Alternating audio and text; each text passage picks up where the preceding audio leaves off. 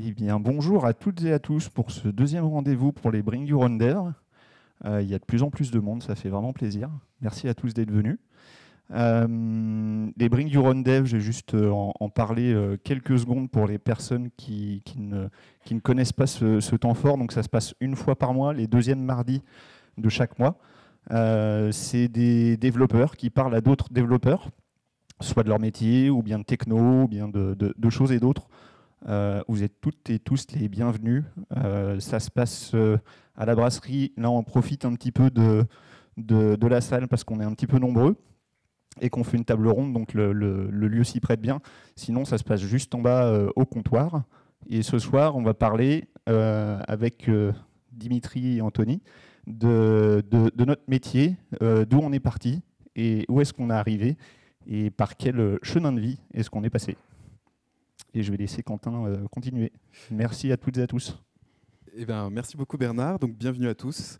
On va commencer juste avant donc, le Bring Your Own Dev par une petite introduction sur le projet Demain Numérique que la brasserie du digital, ouais, c'est mieux comme ça, que la brasserie du digital donc, porte avec le Campus 26 et l'IUT du Puy-en-Velay.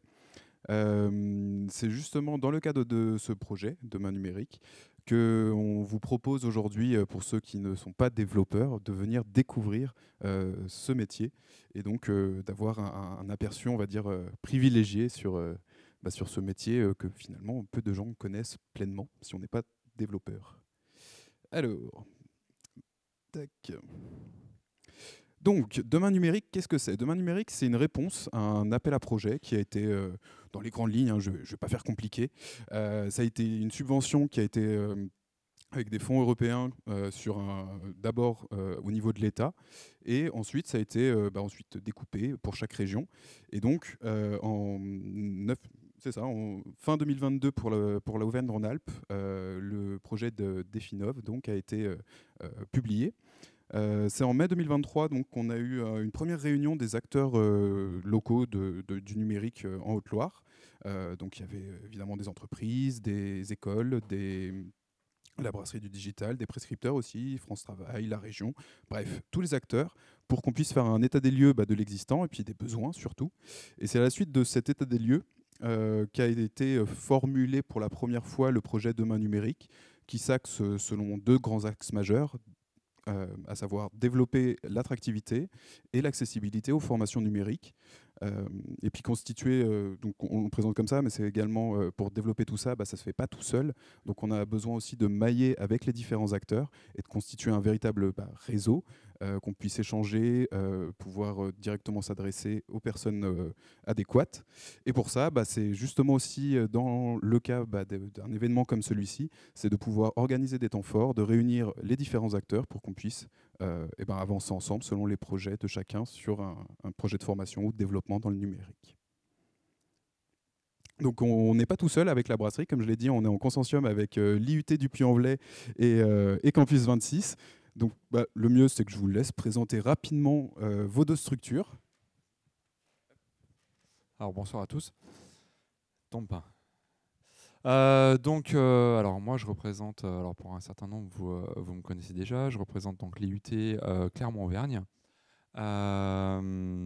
Donc l'IUT Clermont-Auvergne, c'est le troisième IUT le plus grand de France. On est présent sur 6 sites territoriaux, Moulins, Montluçon, Aurillac, Vichy, Le Puy et Clermont. On a 20 formations différentes, 36 spécialités, 3500 étudiants. Enfin bon, voilà, on est une grosse structure. Et plus particulièrement donc, sur l'ensemble de nos formations, on en a un certain nombre qui sont liées au numérique. Ça va des formations en informatique ou informatique graphique, réseau et télécom, sciences des données, métier du multimédia de l'Internet, info et communication. Voilà, donc on est en plein dedans. Et à travers ce projet, donc, nous, l'intérêt qu'on y voit, c'est vraiment déjà de pouvoir s'ouvrir au maximum aux autres centres de formation, au monde professionnel, etc., et également de promouvoir nos formations, mais également de travailler sur des formations beaucoup plus personnalisées, telles qu'on envisage de le faire à l'intérieur du projet.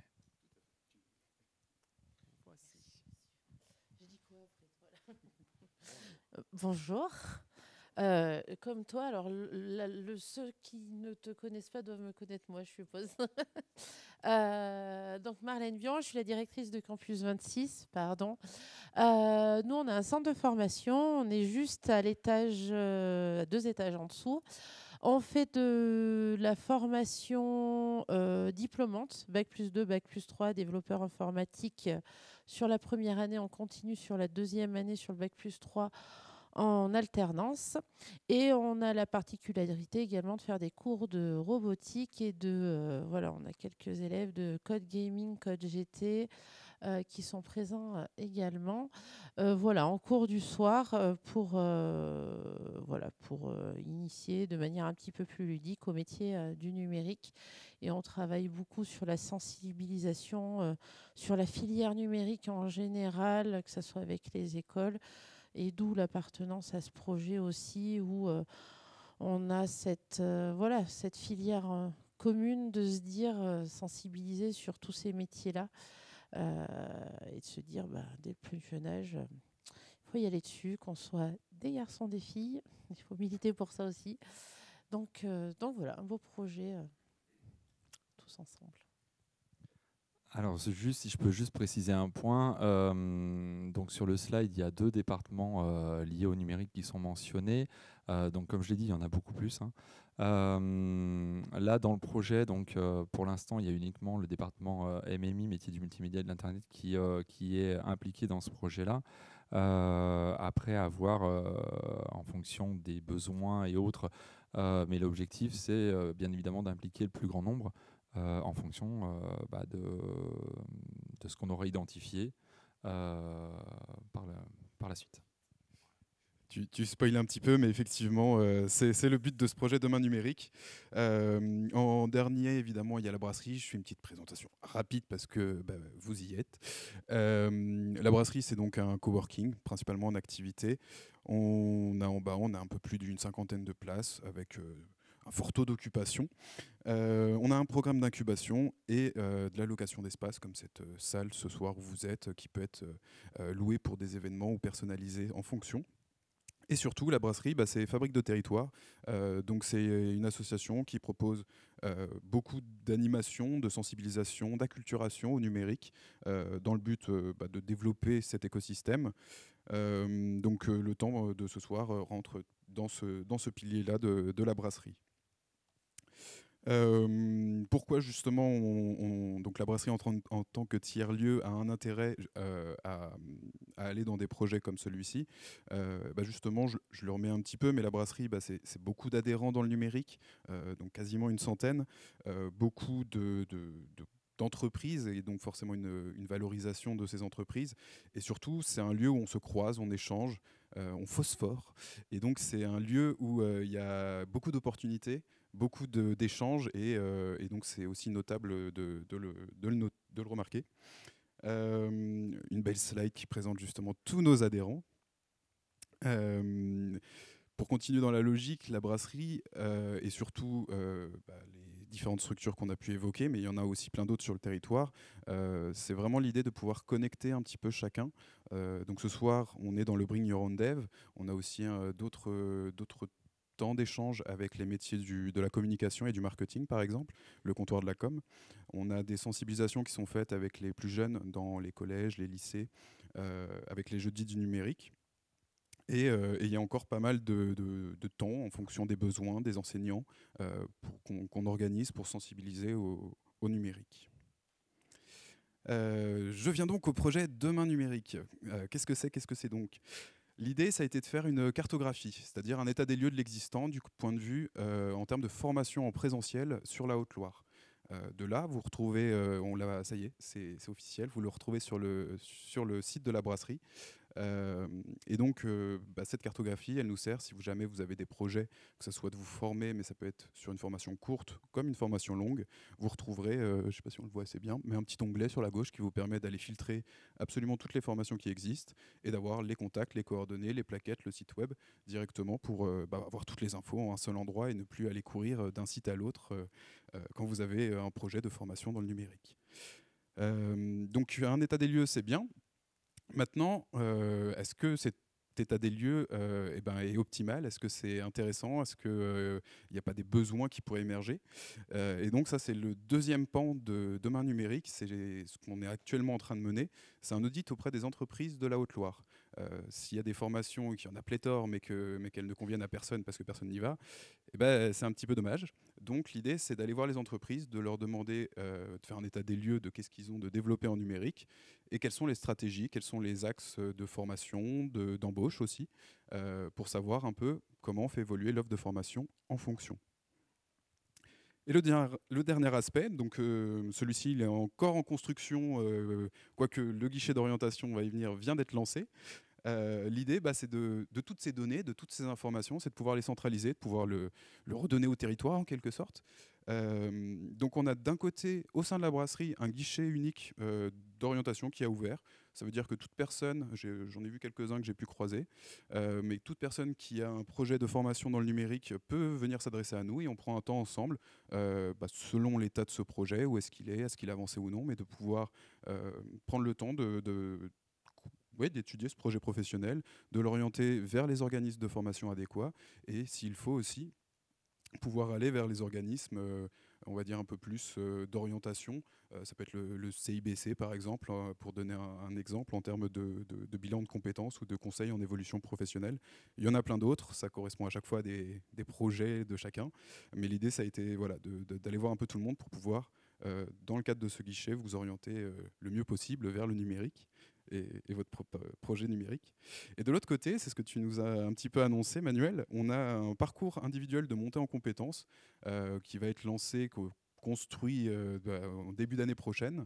L'idée, c'est justement de pouvoir épauler un petit peu plus cette orientation en mettant en place avec les experts d'ingénierie pédagogique que l'on a dans ce consortium, de pouvoir vous orienter à la fois vers les formations qui existent et si elles n'existent pas, de pouvoir les ingénierer pour vous.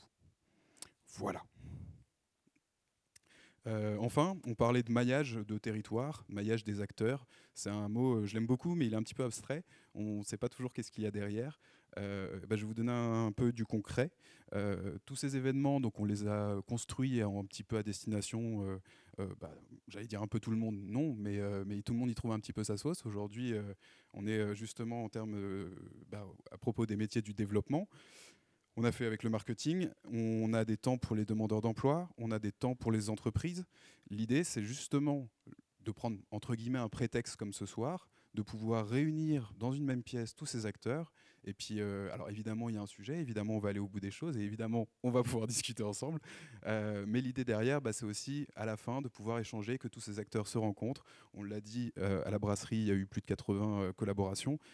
On continue ce modèle. L'idée, c'est de vous permettre de vous rencontrer et de pouvoir échanger si vous avez des projets de formation qui concernent le numérique, en somme. Voilà. Donc ça nous fait un petit état des lieux de Demain Numérique. Et dans le cadre de ce projet, on s'empare du Bring Your Own Dev, on l'ouvre pour cette fois-ci. Et justement, on y revient. On s'adresse maintenant donc aux professionnels. Et puis on va essayer de découvrir ensemble qu'est-ce qu'un développeur. Alors c'est la première fois que j'anime une table ronde. Si je fais des impairs, je vous prie de me pardonner. Je crois que j'ai une petite question juste après. Donc, on a nos 3 intervenants, on ne sait pas qui ils sont. Et on va le découvrir ensemble. On va voir un peu leur parcours, leur métier, et puis un peu leur vie aussi en à côté. Alors, on va faire peut-être dans l'ordre, je pense, le plus simple. Bernard, tu veux commencer ? Allez. Alors, je vais faire les 2 en premier, comme ça on va pouvoir aller un petit peu ensemble. Alors Bernard, est-ce que tu peux nous parler un petit peu de ta formation déjà et surtout ensuite qu'est-ce qui a suivi en termes de parcours professionnel? Oui, alors ma formation, je vais partir d'un petit peu loin, vous comprendrez un petit peu pourquoi. Je vais partir du lycée, notamment de l'obtention de mon bac en 2006. J'ai eu un bac littéraire et je me suis ensuite orienté sur un DUT informatique en 2 ans, qui était à Dijon. Option génie logiciel, donc j'ai surtout fait de l'algorithmique, beaucoup d'algorithmique, et du développement de logiciels, donc très peu de web. À l'obtention de mon DUT, je suis allé en licence professionnelle. C'était une licence professionnelle système informatique et logiciel, toujours à Dijon, avec une option intranet pour l'entreprise. Donc là, pour le coup, j'ai pu vraiment mettre les mains dans le web, et notamment sur ce qu'on appelle des sites intranet et extranet pour des entreprises, donc des sites internet qui sont, entre guillemets, hébergés dans des entreprises. Donc quelque chose qui est très lié au métier, pas trop grand public. À la suite de cette licence pro, j'ai suivi une autre licence pro qui s'appelait Technique et activité de l'image et du son, donc qui était un petit peu loin du web, parce que mon aspiration de toucher à des métiers, non pas du numérique, mais qui étaient plus proches de la culture, si je puis dire. Donc j'ai fait énormément de captation vidéo, j'ai travaillé sur le son, etc. Il y avait une petite partie web qui ne m'a pas été très, très utile, mais qui était quand même assez intéressante. Et à la suite de cette formation, j'étais parti sur le but de trouver du boulot. Et j'ai vraiment eu beaucoup de chance dans le sens où on m'a contacté par le biais d'une personne de ma famille pour venir travailler ici au Puy, donc chez Iris Interactive. Donc ça, c'était en 2010, il me semble. Pardon ? C'était en 2010, donc je suis arrivé chez Iris Interactive. Alors j'avais un métier, je n'avais pas véritablement de CDI ni de CDD, je suis passé par un contrat, je crois que ça s'appelait contrat première embauche. C'était un contrat qui était délivré par le Pôle emploi. Et j'étais ce qu'on appelle technicien micro-réseau à l'époque. Donc ça correspondait à tout et à rien, je faisais du développement. Donc c'était ni du développement back-end, ni du développement front-end. On me confiait quelques petites tâches, ça a duré quelques mois. À la suite de quoi j'ai enchaîné en tant que développeur tout court. On appelait ça développeur à l'époque, si je ne dis pas de bêtises, Dimitri. Où je faisais surtout de la construction de sites internet, donc sans framework ni quoi que ce soit. Donc c'était vraiment du from scratch avec une techno propriétaire, toujours chez Iris. Ensuite, j'ai évolué au statut de développeur back-end. Donc, je faisais du front-end. Donc, pour les personnes qui ne voient pas la différence entre le back-end et le front-end, c'est tout ce qui va se voir. Tu prends pas d'avance, on va y venir juste après. Justement. Très bien. Et ensuite, je suis devenu lead développeur back-end. Donc, j'avais pour mission de concevoir des cahiers des charges, mais également de suivre une petite équipe de développeurs. Donc toute cette période a duré 6 ans, donc de 2010 à 2016. Arrivé en 2016, j'ai pris la décision j'ai démissionné de mon emploi chez Iris Interactive et je suis allé à Lyon dans une petite agence. Une petite agence, c'était une agence web. En tant que lead développeur back-end également, c'est une expérience qui a duré même pas quelques mois, ça a duré quelques semaines parce que je me suis vite aperçu que en fait, la boîte n'allait pas tenir. Donc j'avais pris la décision de partir et encore une fois, par chance, Iris Interactive m'a recontacté et on a monté une agence à Lyon. Au sein de cette agence, donc, qui était, on va dire, une filiale, si je puis dire, d'Iris Interactive à Lyon. J'étais architecte technique, donc je faisais du développement back-end, du développement d'applications mobiles et également je gérais toute la partie hosting, donc l'hébergement de nos sites internet. Cette expérience lyonnaise, elle a duré 2 ans. Au bout de 2 ans, on a décidé de nous rapatrier au Puy-en-Velay et j'ai évolué ensuite au poste de directeur de l'innovation. Donc là, ça fait maintenant 3 ans que j'attaque la 3e année. Et mon travail en tant que directeur d'innovation, c'est de faire énormément de veille, de la R&D et d'imaginer des nouveaux produits pour notre agence. Et on en arrive en 2024. Et tu es là devant nous. Et on te remercie. Donc oui, j'y pense. Je t'ai coupé effectivement. J'ai entendu. Alors j'ai essayé de les faire dans l'ordre, mais il y avait algorithmique, il y avait back-end, front-end. Donc plusieurs termes qui peut-être ne parlent pas à tous. L'idée, ça va être aussi de pouvoir un petit peu déconstruire tout ça. Alors pour les prochaines présentations, essayez de pas trop en inclure. Dans tous les cas, rassurez-vous. On va justement les expliquer un peu ensemble juste après. Voilà.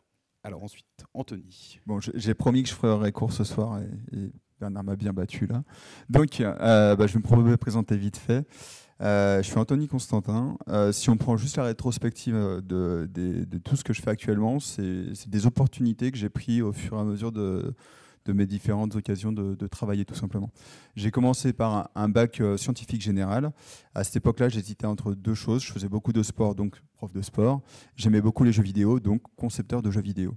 De là, je me suis dit, le sport, c'est peut-être un peu bouché, les STAPS, tout ça. Et je me suis dit, tiens, je vais aller dans la conception de jeux vidéo. J'avais des contacts Ubisoft à Montréal, des gens qui travaillaient là-bas et tout. Et je me suis dit, ça peut être sympa de créer des jeux vidéo. En plus, j'aime ça. C'est passion et métier, c'est toujours plutôt pas mal. De là, j'ai regardé les formations dispo, j'ai atterri au Puy-en-Velay, j'ai fait un BUT informatique option donc imagerie numérique, où on fait énormément, on déconstruira ce mot d'algorithmie, et c'est très important dans le métier de développeur. Où là on a appris à créer des programmes et à analyser des images et à faire un peu de jeux vidéo, de la 3D, de l'imagerie numérique dans ce diplôme-là.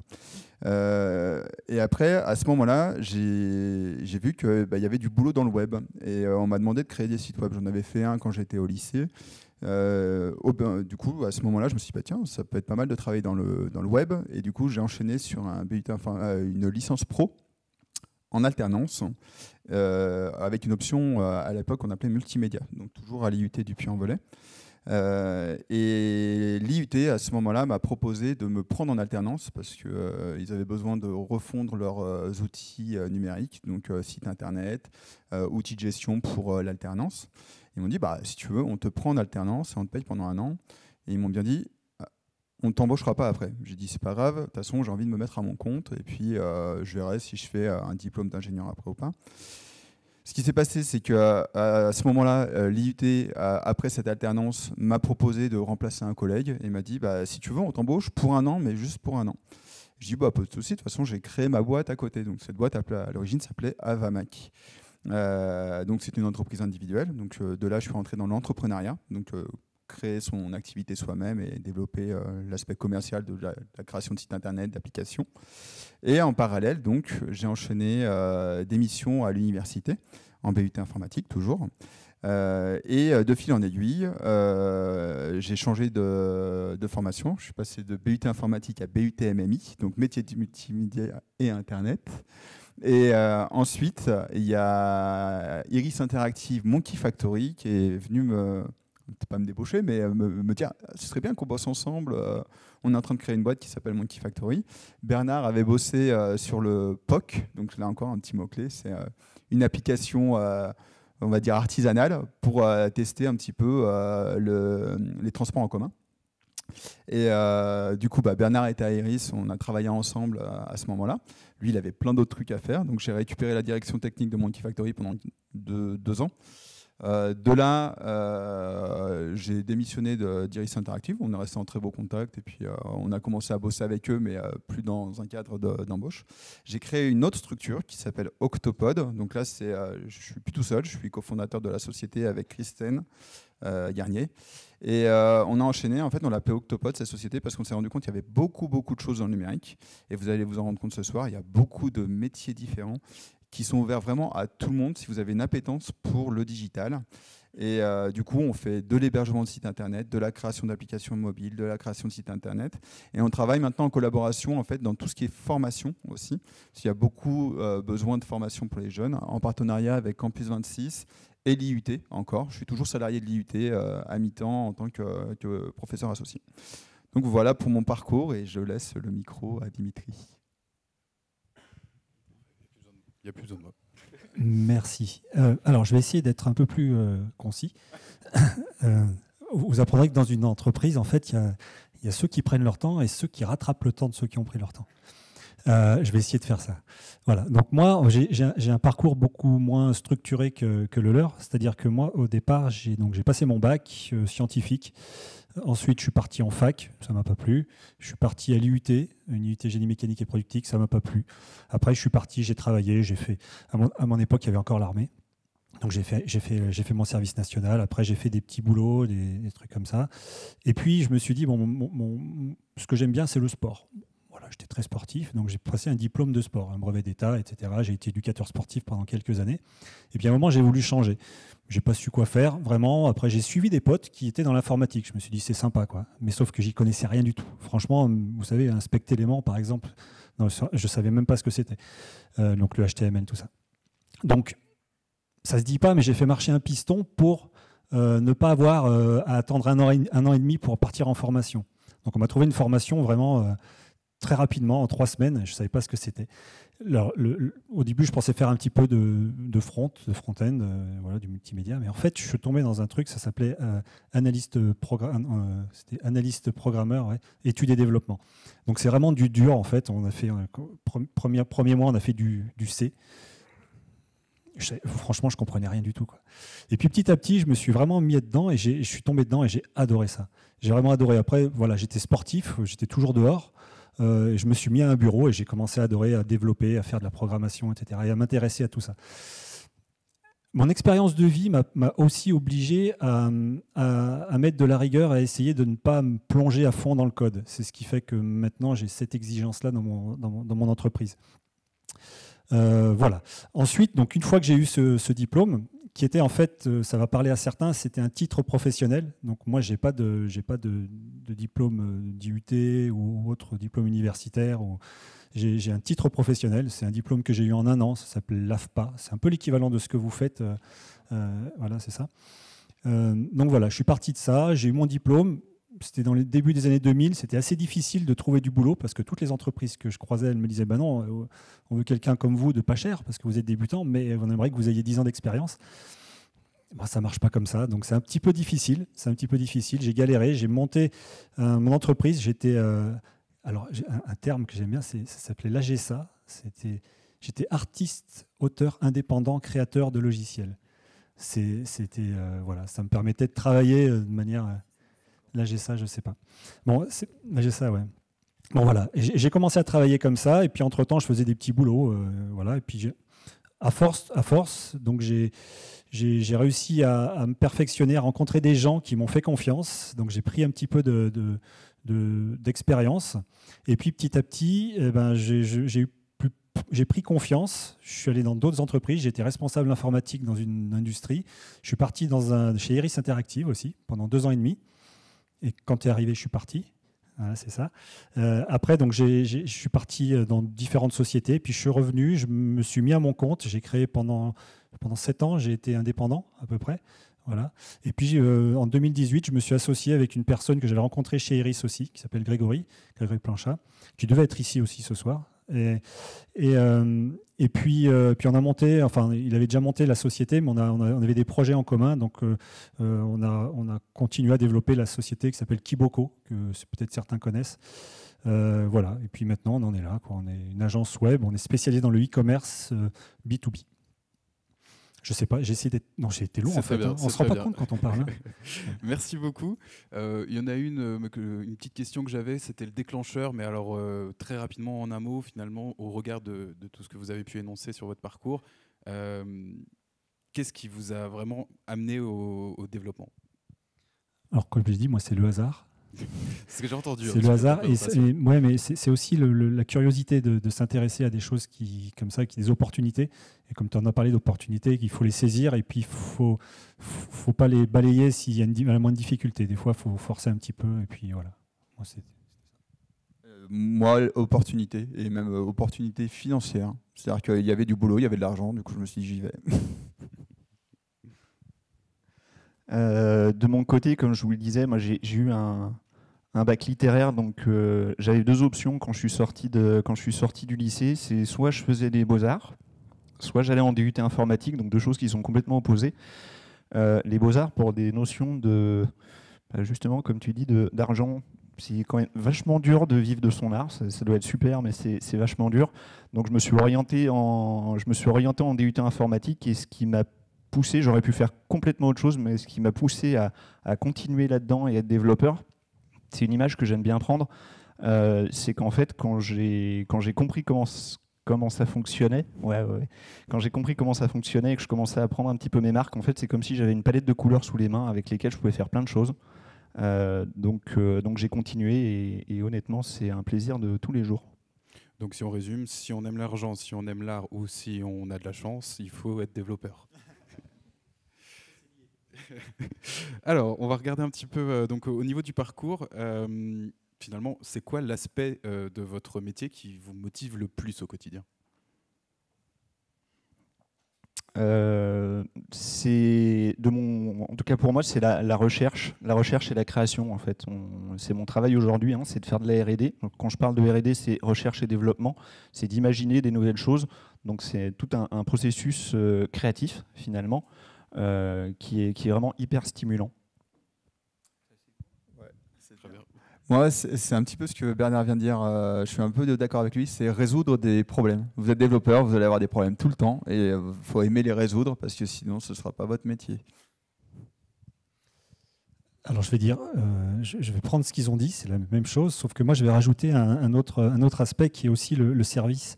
C'est-à-dire que dans mon métier à moi, je vais aussi rencontrer des gens qui ont des problématiques, et mon but c'est de les résoudre de leur apporter des solutions.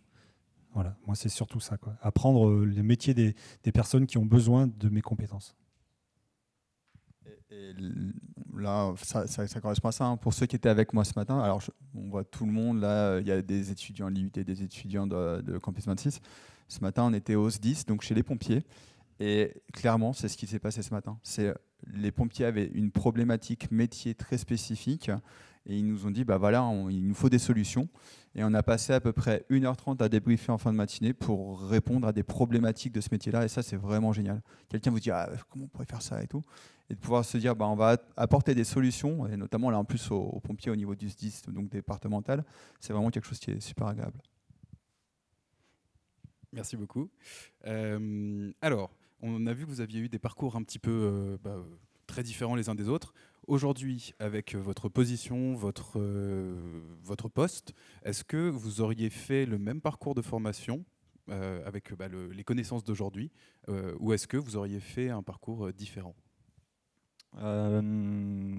Avec un petit peu de recul, j'aurais fait exactement la même chose. Si j'avais eu l'opportunité de pousser un tout petit peu plus mes études pour faire un master, j'aurais pu le faire. Seulement, je me suis orienté dans un cursus professionnel. Donc, mon but, c'était d'aller sur le marché de l'emploi. Mais en tout cas, je ne changerais rien, absolument rien à mon parcours d'étudiant. C'était parfait. Moi, alors là, même réponse. J'ai arrêté au Bac+3, les licences pro. J'avais l'opportunité de faire un Bac+5. Et en fait, c'est pas que ça manque de ne pas l'avoir fait, c'est que si je l'avais fait, je serais un peu mieux payé. Et du coup, je pense que ça aurait été intéressant d'aller au Bac+5 par rapport à ma situation actuelle d'enseignant à l'université, parce que je suis enseignant à mi-temps. Et ça fait plus de 15 ans que je suis à l'IUT maintenant. Et je donne des cours même sur Saint-Étienne, sur des écoles d'ingé et autres. Et le truc, c'est que si j'avais un niveau Bac+5, ce serait plus intéressant pour moi. Mais sinon, je change strictement rien, quoi. Moi, je changerais beaucoup de choses, en fait. Parce que vu que je ne savais pas du tout que je pouvais faire ce métier-là, je pense que si je l'avais su, j'y serais allé peut-être un petit peu plus vite. Donc on est d'accord, hein, dans le parcours de vie, c'est bien de passer par toutes ces étapes. Donc philosophiquement, je ne changerai rien. Mais vraiment, au niveau pratique, oui, bien sûr, moi, j'irai directement au plus... Voilà, directement dans les formations. Certainement pas une formation universitaire IUT, parce que ce n'était pas mon truc, hein, c'est personnel. Hein, c'est personnel, hein. J'irai plutôt dans les formations directement professionnalisantes avec des actions en entreprise, parce que, à mon sens, c'est là où on n'apprend pas plus, mais on apprend plus vite. Là, sur tous ceux qui sont présents dans la salle, il y en a pas mal que je connais, et en fait il y en a beaucoup là qui sont justement en reconversion professionnelle sur des titres RNCP, sur des formations qui étaient complètement différentes. En fait, il faut vraiment vous dire que sur de la formation, il y a vraiment tout type de parcours et il y a 0 porte fermée pour travailler dans le numérique. C'est juste des choix de formation à faire et il faut prendre les formations qui vous collent le plus. Si vous n'êtes pas trop universitaire, il y a des formations professionnalisantes qui commencent à 17 ans qu'on a déjà fait. Pardon, non, mais écoute, c'est très bien ce que tu dis et c'est effectivement, je pense que le cadre de cette table ronde et de vos parcours sont un bon exemple de justement des différents parcours qu'on peut avoir et que tous ça marche en fait puisque vous êtes là. Alors du coup, si on enchaîne juste un petit peu sur la suivante, je me demandais si vous aviez rencontré quand même des difficultés, parce que dans votre présentation, finalement, ça a été assez linéaire, c'était normal cette évolution, mais est-ce que vous aviez eu quand même voilà, on cherche la petite bête, des obstacles dans votre parcours, et surtout, si oui, comment vous les avez surmontés? Des obstacles, oui, quelques-uns déjà, ne serait-ce que sur la partie technique. Quand je suis sorti de ma 2e licence pro, là je vais parler un tout petit peu technique. Quand je suis sorti de ma licence pro, je travaillais surtout avec un langage qui s'appelle toujours PHP. Je suis arrivé chez Eris, j'ai travaillé sur quelque chose que je connaissais absolument pas du tout. Donc on m'a mis là-dedans, mais maintenant il faut que tu développes un site internet avec tel techno. C'est pas super simple. Et déjà ça, c'était un gros obstacle. Et surtout, alors c'est pas un obstacle, mais c'est quelque chose où il faut faire avec. Et ça a été heureusement que j'ai eu des bons collègues qui m'ont bien accompagné. Mais c'est la montée en compétences, parce qu'il faut qu'on soit quand même performant. Ça a été assez dur et là-dessus j'ai pu compter justement comment le surmonter. Pour la barrière technique et la montée en compétences, j'ai pu compter sur mes collègues qui étaient là pour m'accompagner tout au long du chemin. Alors, au niveau des obstacles que j'aurais eu, ça peut être au début de ma carrière de formateur salarié à l'université, où il faut remplir des dossiers qui sont toujours administrativement compliqués. Et quand vous remplissez ces dossiers, il faut essayer de respecter au maximum les contraintes techniques de ces dossiers, mais il ne faut jamais poser de questions.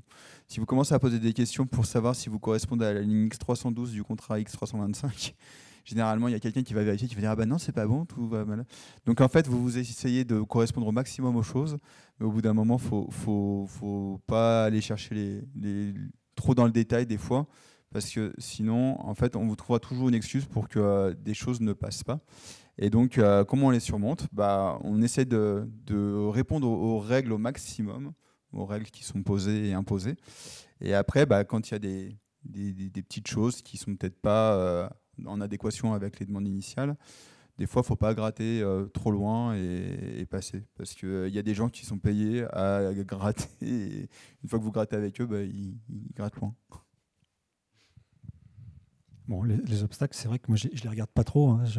J'ai du mal à les trouver. Là. Donc, moi, peut-être le premier obstacle, c'était que j'étais en reconversion et que je me suis reconverti à 30 ans. Voilà. C'est pas vieux, mais c'est pas tout jeune non plus. Il a fallu que je retourne un petit peu dans l'apprentissage. Ensuite, ça a été peut-être justement le moyen de trouver aussi des personnes et des entreprises qui me fassent confiance, parce qu'avoir un diplôme, c'est une chose. Après, c'est pas évident de se faire embaucher. Je le vois même à l'inverse maintenant, parce que moi, maintenant que je suis la personne qui embauche, j'essaie d'être conciliant par rapport à tout ça. Et des fois, il faut plus chercher des rencontres avec des personnes plutôt qu'avec des compétences ou des diplômes. Donc voilà, moi j'essaie d'inverser le truc. Bon, après, c'est peut-être une autre question, mais voilà, c'est un des obstacles. Il y en a plein d'autres, mais voilà. Merci beaucoup. Alors justement, tu voulais parler un peu technique. On va parler un peu technique et on va surtout expliciter un petit peu tout ça. Alors on va faire même 2 en 1. J'avais la grande question, mais qu'est-ce que le dev, pour essayer de résumer. Et puis surtout, je vous ai entendu parler de quelques termes techniques, donc n'hésitez pas. Quelles sont les principales différences qu'on peut avoir dans le dev, les différents termes que vous aviez pu présenter. Qu'est-ce que le dev ? Le dev écrit comme ça, je dirais que c'est le développeur et pas le programme. C'est la personne qui va s'occuper de créer des programmes, donc programmes dits applications mobiles, sites internet, applications logicielles, qui va participer en fait à tout ce que vous avez dans votre téléphone ou dans votre ordinateur a été fait par un dev en l'occurrence. Après, le dev, c'est un peu connoté celui qui code, mais il faut aussi penser à celui qui conçoit. Donc, on a déjà eu des conversations comme ça la semaine dernière avec Dimitri. Le terme dev, on n'apprend pas que à coder, il faut apprendre aussi à réfléchir. Donc, c'est important d'être dans ce schéma de je ne vais pas juste coder. Je dois réfléchir à ce que je fais et ce que je conçois. Ensuite, pour front, back et full stack mobile, front, ça va être, si vous prenez un site internet, ça va être le papier cadeau du site internet, l'emballage. Vous avez des jolies interfaces graphiques sur vos sites internet. C'est ce qu'on appelle le développeur front qui fait ce métier-là. Le développeur back, c'est celui qui va gérer les données et qui va en fait mettre en place la gestion de où je stocke les données, comment je les stocke et comment je les manipule. Si j'enregistre par exemple un utilisateur, les contraintes qu'on va mettre sur le stockage d'un utilisateur dans un programme. Full stack, c'est celui qui fait les deux en même temps. C'est celui qui va faire le front et le back. Donc souvent, on cherche un mouton à 5 pattes. Je ne sais pas qui a dit ça tout à l'heure. Tu n'as pas d'expérience, on ne veut pas te payer, mais on voudrait que tu sois comme quelqu'un qui a 10 ans d'expérience. Et c'est souvent ça. Vous faites une formation, vous êtes débutant et vous allez avoir du mal à trouver un métier dès le départ parce qu'en fait, on cherche des développeurs, mais on cherche des développeurs experts avec un certain niveau, etc. Donc, faut surmonter ça, faut faire ses preuves et puis avancer au fur et à mesure. Et puis, vous verrez, vous trouverez sans problème du travail si vous êtes motivé et professionnel. Développeur mobile, en fait, ça rejoint un petit peu le full stack, front-back. C'est sur des technologies qui sont orientées pour les téléphones portables. Et quelles sont les principales différences ? Je crois que je vous les ai toutes citées. Est-ce que vous voulez rajouter des choses ? Alors, je ne l'avais pas mis, mais peut-être algorithmique, vous l'avez beaucoup employé tout à l'heure. Peut-être qu'on peut le définir. C'est mon domaine. Je vais juste compléter ce que tu disais par rapport à qu'est-ce que c'est que le dev.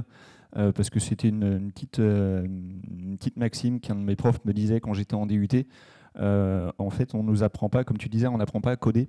On ne nous apprenait pas un langage, on nous apprenait à apprendre. Et un dev, c'est ça aussi, c'est une personne qui sait aller où récupérer de l'info, qui sait comment apprendre pour résoudre une problématique qui pourrait lui être posée.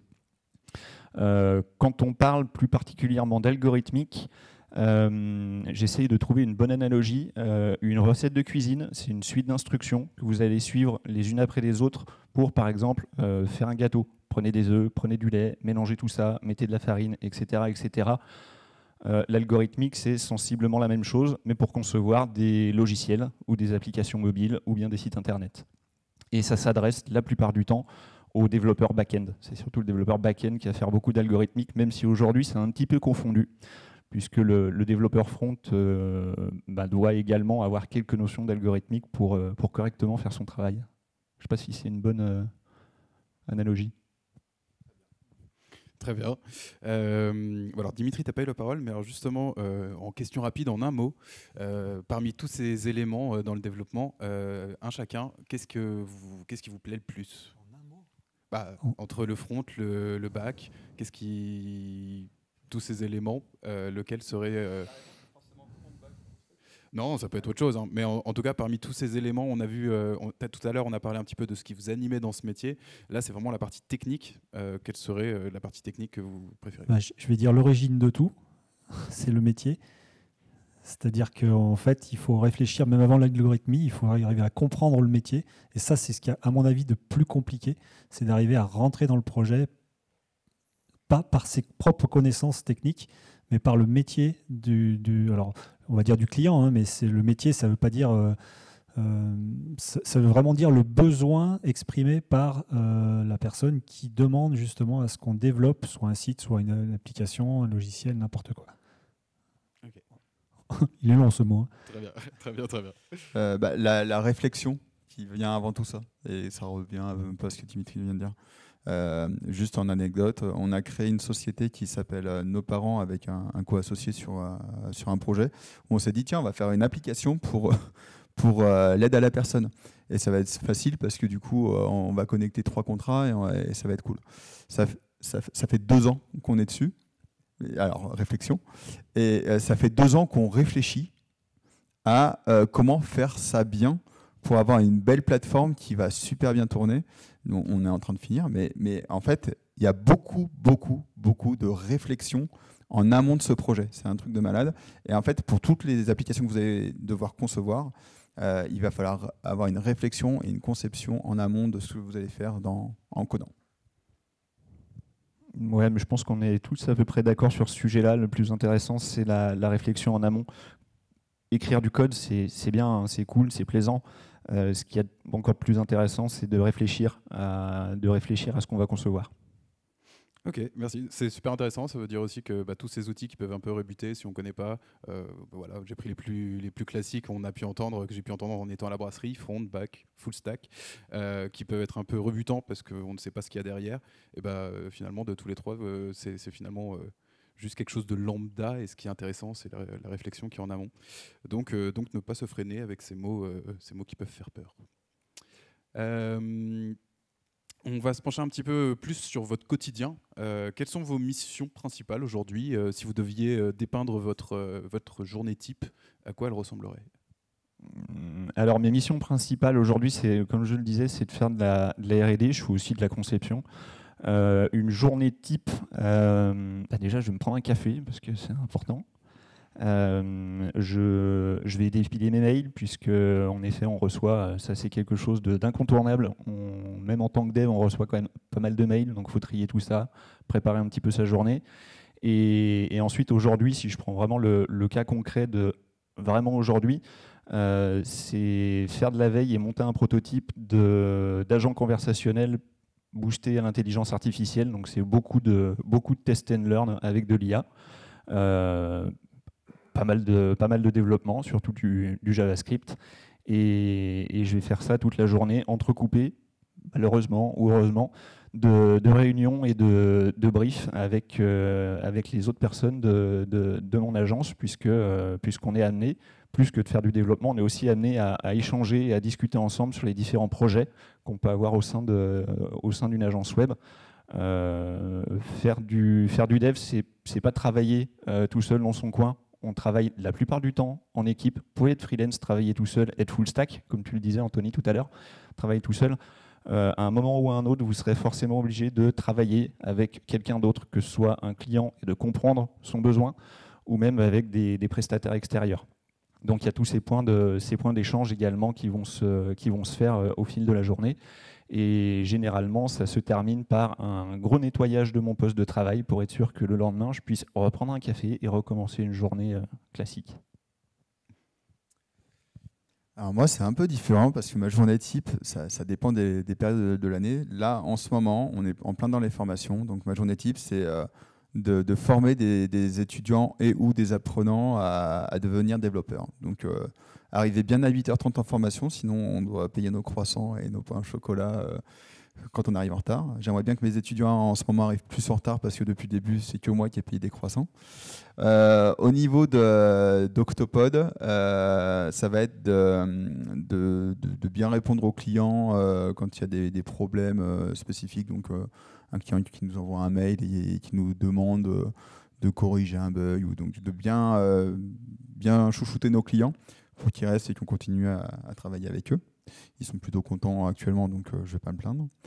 Et ensuite, c'est de bien être en adéquation avec mes équipes, parce que j'ai quand même une casquette de chef d'entreprise, et de savoir que tout le monde a du boulot, pas trop, mais aussi assez. C'est-à-dire qu'une personne dans une structure qui n'a pas assez de travail, elle va s'ennuyer, elle va être frustrée de ne rien faire.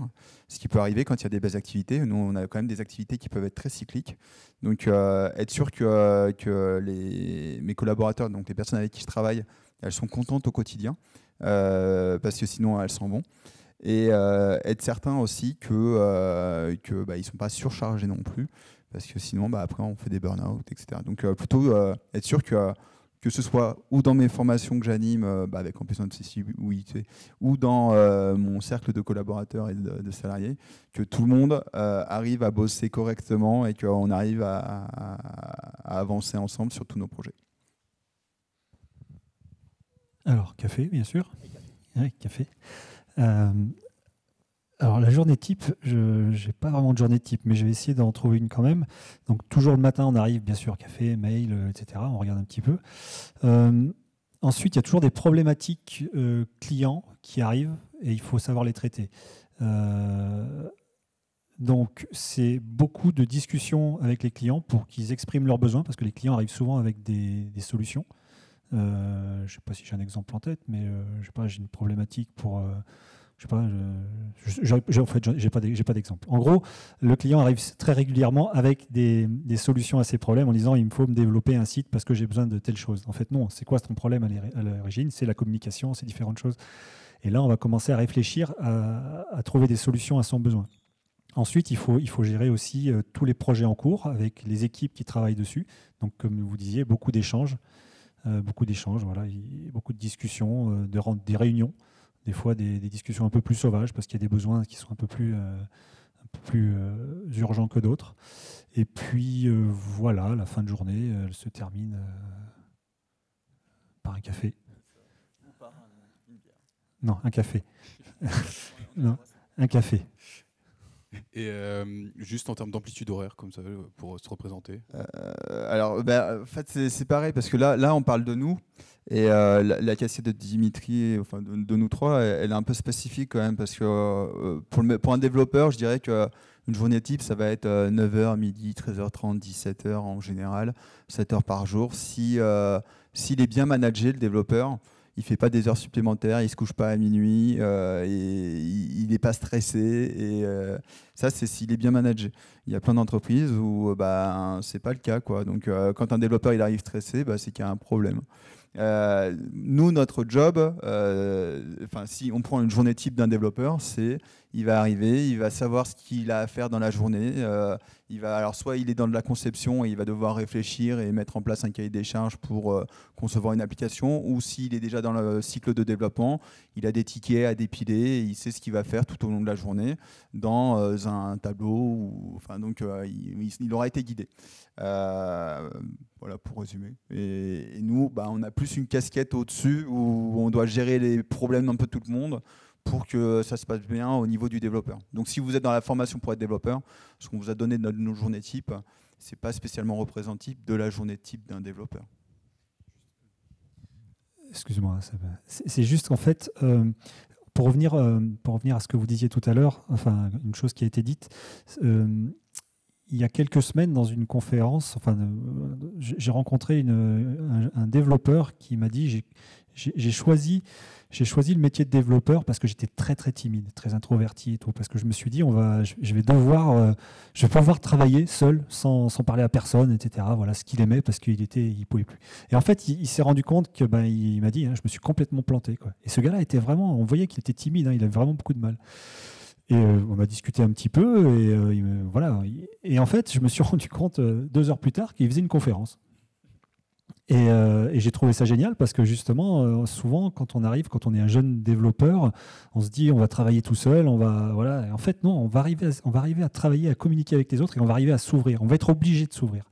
Donc voilà, si c'est pour revenir un petit peu sur une journée type d'un développeur, il va commencer peut-être un petit peu introverti le matin à travailler sur les tâches qu'il a à faire, et petit à petit, il va avoir besoin des autres, il va arriver jusqu'à la soirée à boire un café. Super intéressant comme représentation. Ok, alors on a déjà eu une petite anecdote, mais je l'avais positionnée ici. C'était de nous raconter un petit peu une anecdote, soit une difficile, soit une épiphanie avec le développement, au choix. Courte. Courte, ouais. Une expérience difficile dans le développement, ouais, c'est la reprise alors ce qu'on appelle un code legacy. Donc grosso modo, vous ne connaissez absolument pas le projet sur lequel vous allez bosser. On vous dit maintenant, on a des problèmes là-dessus, il faut le rendre plus rapide, il faut que ça fonctionne. Et il faut se mettre dedans sans aucune documentation, sans aucune personne qui est encore présente dans l'entreprise pour vous dire comment ça fonctionne. Mais le tout, c'est qu'il faut que ça marche. C'est plutôt motivant, dans un sens. Merci Dimitri de m'avoir laissé tout seul avec cette WebTools. Je la connais par cœur maintenant. Ah, ça balance. Non, je ne vais pas balancer. Une expérience difficile qui a quelques années déjà. C'est quand j'ai des Roumains qui ont commencé à envoyer du code sur un projet d'un client sans qu'on soit prévenu, ou des Bulgares, je ne sais plus. Et en fait, on ne nous avait pas dit qu'il y avait un nouveau sous-traitant qui arrivait sur le projet. Donc nous, on avançait sur le projet. Et tous les sous-traitants français de l'application, donc c'est pour un client, hein, où on avait des gros contrats avec eux, on s'est rendu compte que, parce que du coup on avait donné accès au code source, donc c'est ce qu'on fait quand on travaille dans le code, hein, à cette société, et on a vu qu'il y avait des gens qui commençaient à modifier notre travail sans qu'on soit averti de quoi que ce soit. Et le problème, c'est que moi, je chapeautais un peu ça, et j'avais mes développeurs qui travaillaient sur le projet, et là, ils ont pété un câble en me disant, enfin, en gros, c'était un peu l'anarchie et la révolution chez moi. Et il fallait que je gère mon client qui était en train de se débarrasser de nous, et mes développeurs qui étaient en mode un peu révolution, ils nous prennent pour des cons, on ne va plus travailler. Donc il fallait gérer un petit peu tout le monde. Sachant qu'à la fin, on allait perdre le client. Et c'était un très très gros contrat où on a à la fin perdu, on était payé à peu près 20 000 € par mois par ce client. Et du coup, il a fallu faire un pivot, de se dire qu'est-ce qu'on va faire après dans les 3 mois qui viennent, ce qu'on a réussi à faire. Mais ça a été très compliqué. Alors, je précise que c'est le projet 20 000 € par mois, c'est pas pour toi. Hein. Non, Ouais. C'est pas le salaire d'un développeur, attention. Le projet rapportait 20 000 € par mois. Ouais. Alors, dans mon cas, en fait, j'ai eu beaucoup d'expériences difficiles, mais en fait, c'était des fois un petit peu ce qui m'animait. Parce que, comme je vous expliquais, on ne m'a jamais donné vraiment, quand j'ai commencé, de projet à commencer, en fait, à débuter pour faire quelque chose, une solution. J'ai souvent joué le rôle un petit peu du pompier. C'est-à-dire qu'on m'appelait en me disant alors je vais donner le nom de la solution. J'ai un Magento qui est en vrac, qui a un problème. Et vu que je maîtrisais cette solution, on venait me voir pour que justement je solutionne ça. Donc en fait, ça commençait par des grosses difficultés et on arrive un petit peu en sauveur, donc c'est un peu plus facile face aux clients. Et voilà. Et après, on arrive justement à trouver des solutions et à avancer. Voilà. Ouais, voilà. Alors là-dessus, je pourrais juste faire une petite ouverture sur le fait que les difficultés qu'on rencontre souvent quand on récupère du code legacy ou autre chose, c'est des projets qui n'ont pas... on en parle depuis le début en fait. Ce qui nous intéresse, c'est de comprendre un petit peu pourquoi est-ce qu'une solution est mise en place. Et ben, c'est un petit peu ça. C'est-à-dire que si un logiciel est développé par des gens qui aiment coder, simplement coder, qui ne prennent pas le temps de réfléchir au pourquoi de ce qu'ils sont en train de faire et où est-ce qu'ils doivent aller, et ben, on se retrouve dans des situations difficiles. Voilà. Merci. Bon, personne n'a parlé d'épiphanie, justement de révélation avec le code. Alors, je vais peut-être pas parler d'épiphanie ni quoi que ce soit, mais pour rejoindre une expérience difficile. Je ne sais pas pourquoi j'y ai pas pensé avant. J'allais dire l'OVH Fire. Quand vous faites de l'hébergement de sites internet et que donc on héberge ça sur ce qu'on appelle un data center, et que le data center en particulier sur lequel vous avez plus de 20 sites, il prend feu, et que vous n'avez pas de backup à Strasbourg, et que ça dure pendant 1 mois, et que vos clients ils vous demandent qu'est-ce que vous êtes en train de faire, bah là en fait on apprend vachement bien à utiliser Twitter et à communiquer. Ça marche vachement bien. Waouh, ouais, j'imagine. Ok, bon, bah, c'est pas grave, on enchaîne. Vous avez beaucoup évoqué, on a évoqué plusieurs fois le salaire sur les métiers de développeurs. Est-ce que c'est un bon indicateur en termes de... Est-ce que c'est justement, Anthony, je sais que tu as pu l'évoquer, tu as été vers le numérique parce que ça payait. Bernard aussi, plutôt par rapport aux Beaux-Arts, vers le numérique. Quel est votre rapport par rapport au salaire et quel est le curseur, quelle représentation, quel indicateur il représente pour vous? Il est super aléatoire parce que déjà, le salaire, on parle de salaire en euros, mais il n'y a pas que l'argent dans le salaire, c'est le bien-être aussi au travail. Des fois, il vaut mieux être payé un peu moins, mais avoir un super rapport dans son entreprise où il y a un peu de flexibilité, où il y a une super ambiance, et de se dire, bon, bah, je suis peut-être payé un peu moins, mais ça se passe super bien. Alors, maintenant, on va parler de chiffres. Le salaire, et je vous parlais pour Octopod, dans ma structure, on attaque, pour que les jeunes aient des chiffres, hein, à 1000, alors, pour un alternance, c'est environ 1000 € par mois. Pour une première embauche après un bac plus 3, c'est 1600 € en brut, hein, je parle, donc en net, ça doit faire du 1500 à peu près. En évolution,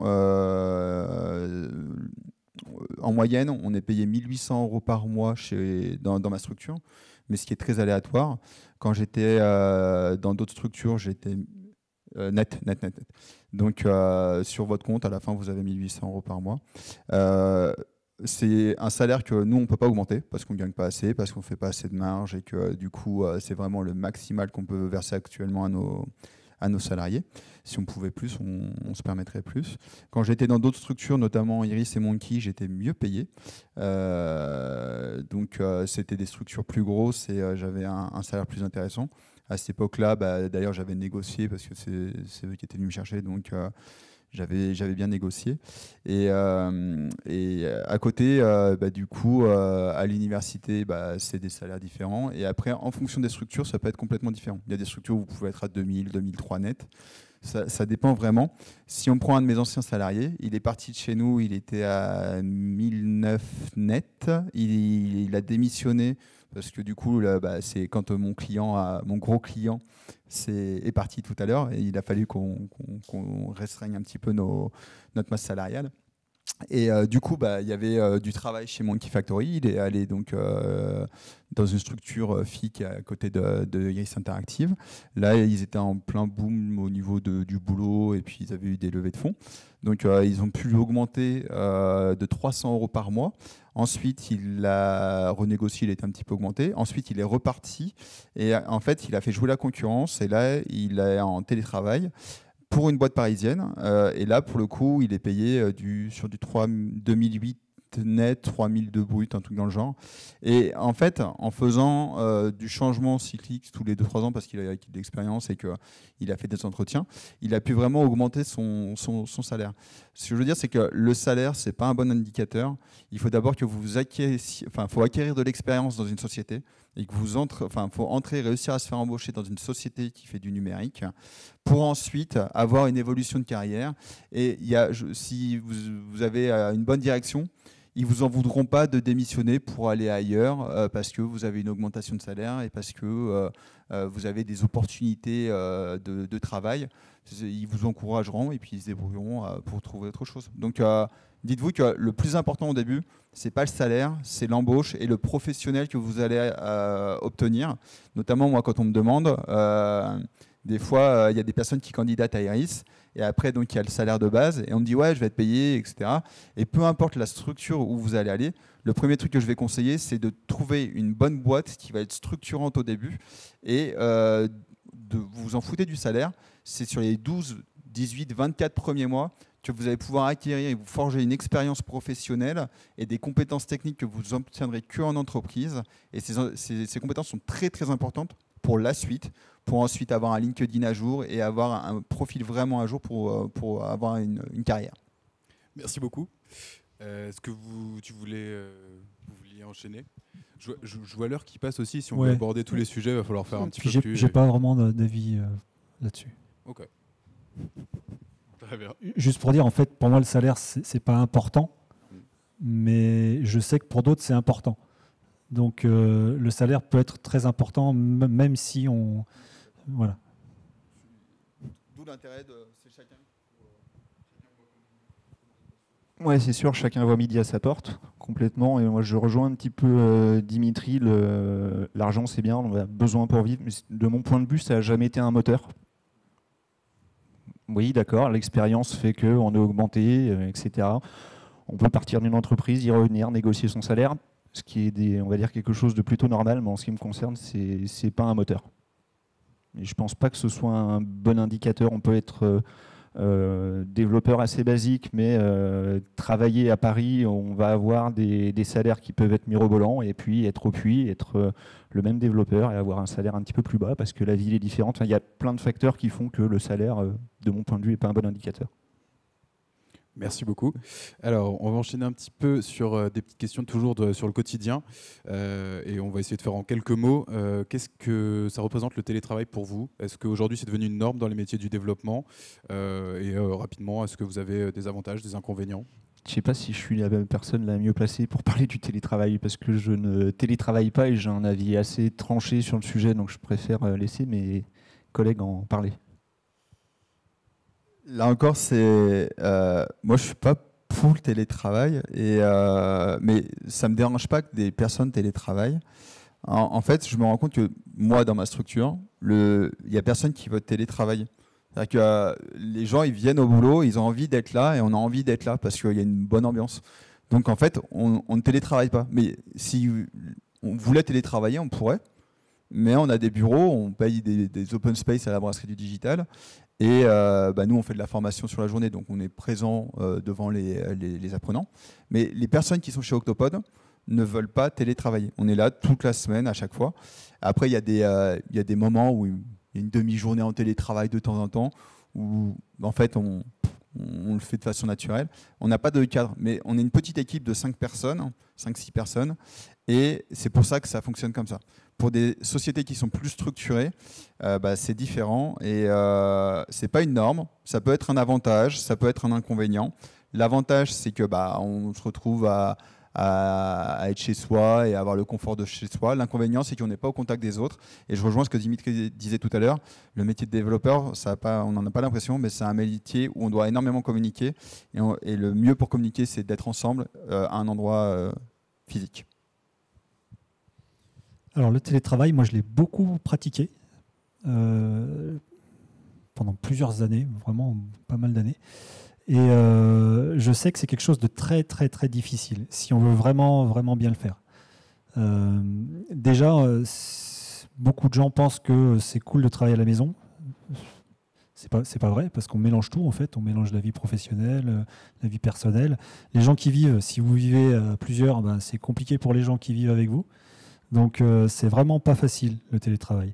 Pour moi, c'est un super outil parce que ça permet de pallier des fois des problématiques. C'est-à-dire qu'on ne peut pas être au bureau, même si on en a envie, on ne peut pas.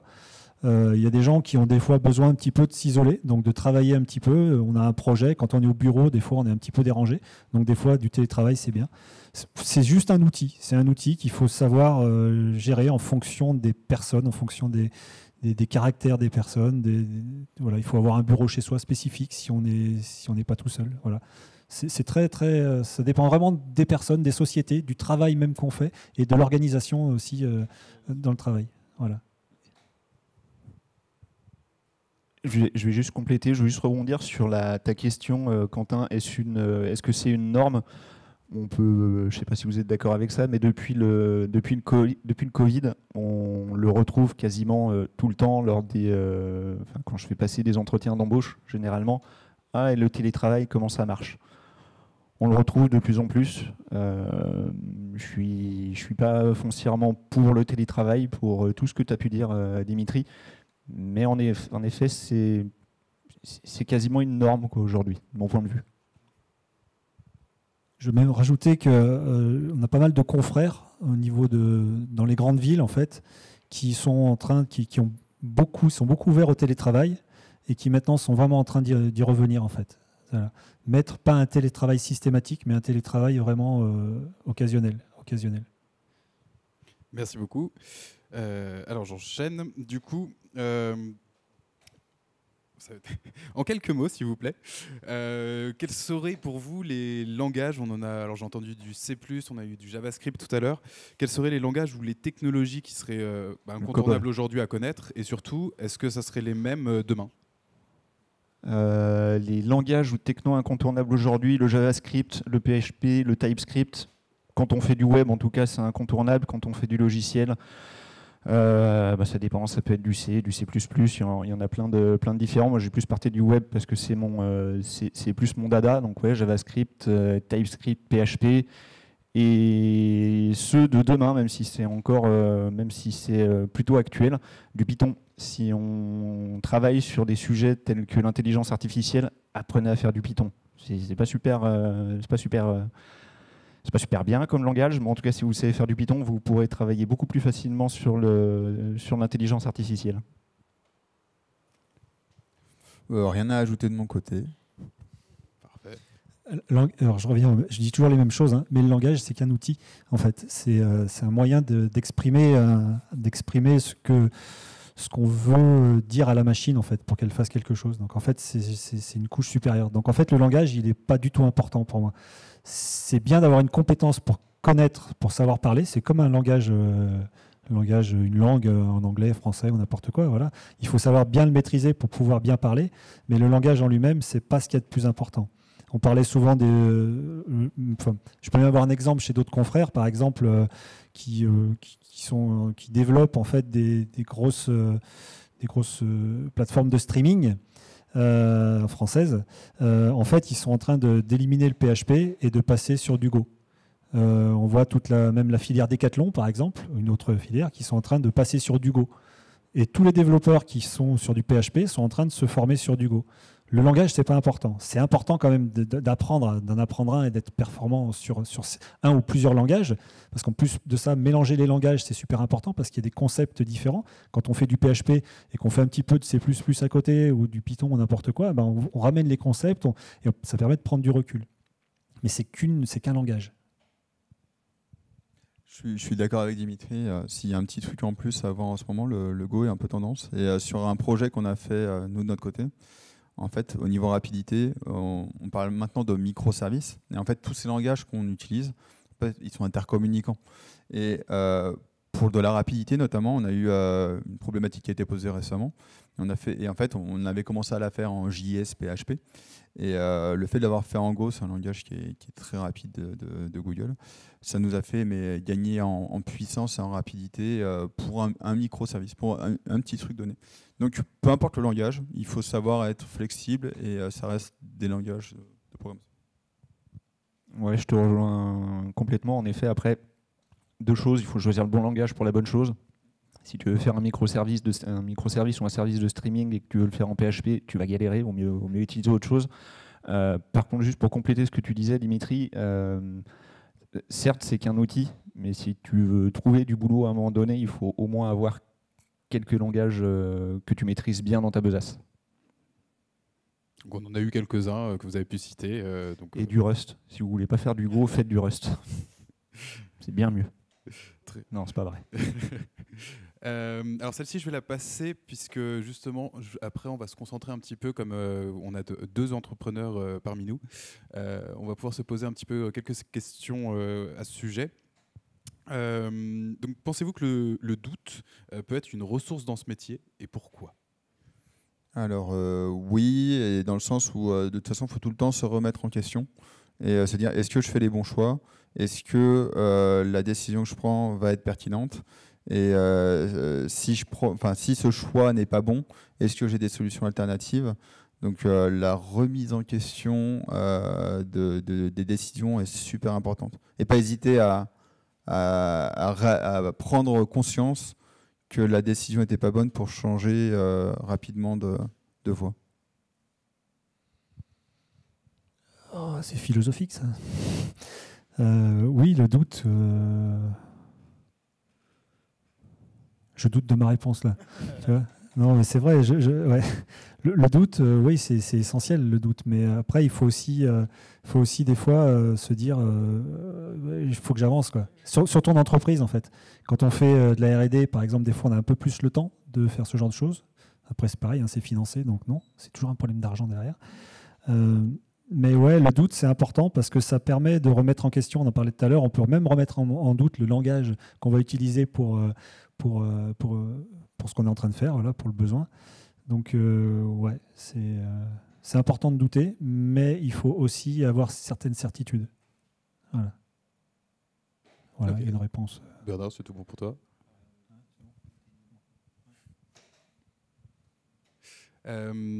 Alors, justement, en termes d'entrepreneuriat, un petit peu, alors peut-être plus du côté de Dimitri et d'Anthony, ce que vous avez pu découvrir sur vous et sur le métier du fait d'être parti à votre compte.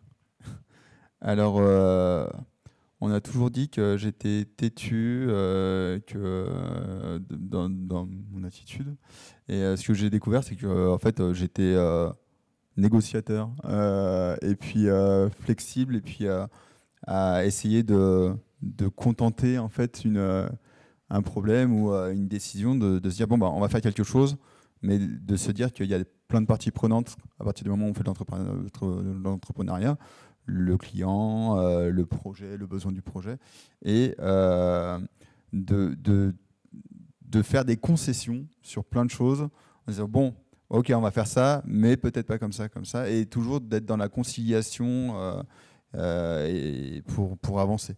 Si on reste justement complètement obtus dans sa façon de penser, on se casse la gueule très vite. Alors, moi c'est pareil, hein, c'est que du hasard en fait. J'ai pas été entrepreneur parce que je voulais l'être, c'est parce que tout simplement on voulait pas m'embaucher. Donc je me suis dit bah voilà quoi, je vais rentrer là-dedans. Et puis finalement en fait c'était un peu naturel chez moi. Mon père était chef d'entreprise aussi, donc j'ai toujours baigné là-dedans et finalement c'était une continuité. Je sais pas si c'est lié vraiment, mais je suis rentré dans l'entrepreneuriat parce qu'il fallait que je bosse et donc j'ai créé mon entreprise et puis ça a marché et voilà, je ne me suis pas vraiment découvert plus de choses que ça. Voilà. Juste, j'ai été salarié, alors ça il faut que je le dise aussi parce que je le dis à mes anciens employeurs pour les rassurer, c'est qu'en fait je crois que j'ai été un très mauvais salarié parce que justement en fait, j'avais pas cette comment dire, j'avais ce besoin en fait de liberté et de pouvoir faire mes propres choix. Voilà. Okay, donc on apprend à faire ses propres choix finalement aussi par l'entrepreneuriat. Ok. Et tac. Ah, du coup, ça ne marche plus. C'est que c'est là. Bon, c'est pas grave, on va pouvoir enchaîner. Hop. On arrive un peu effectivement. Vous avez été très bavard.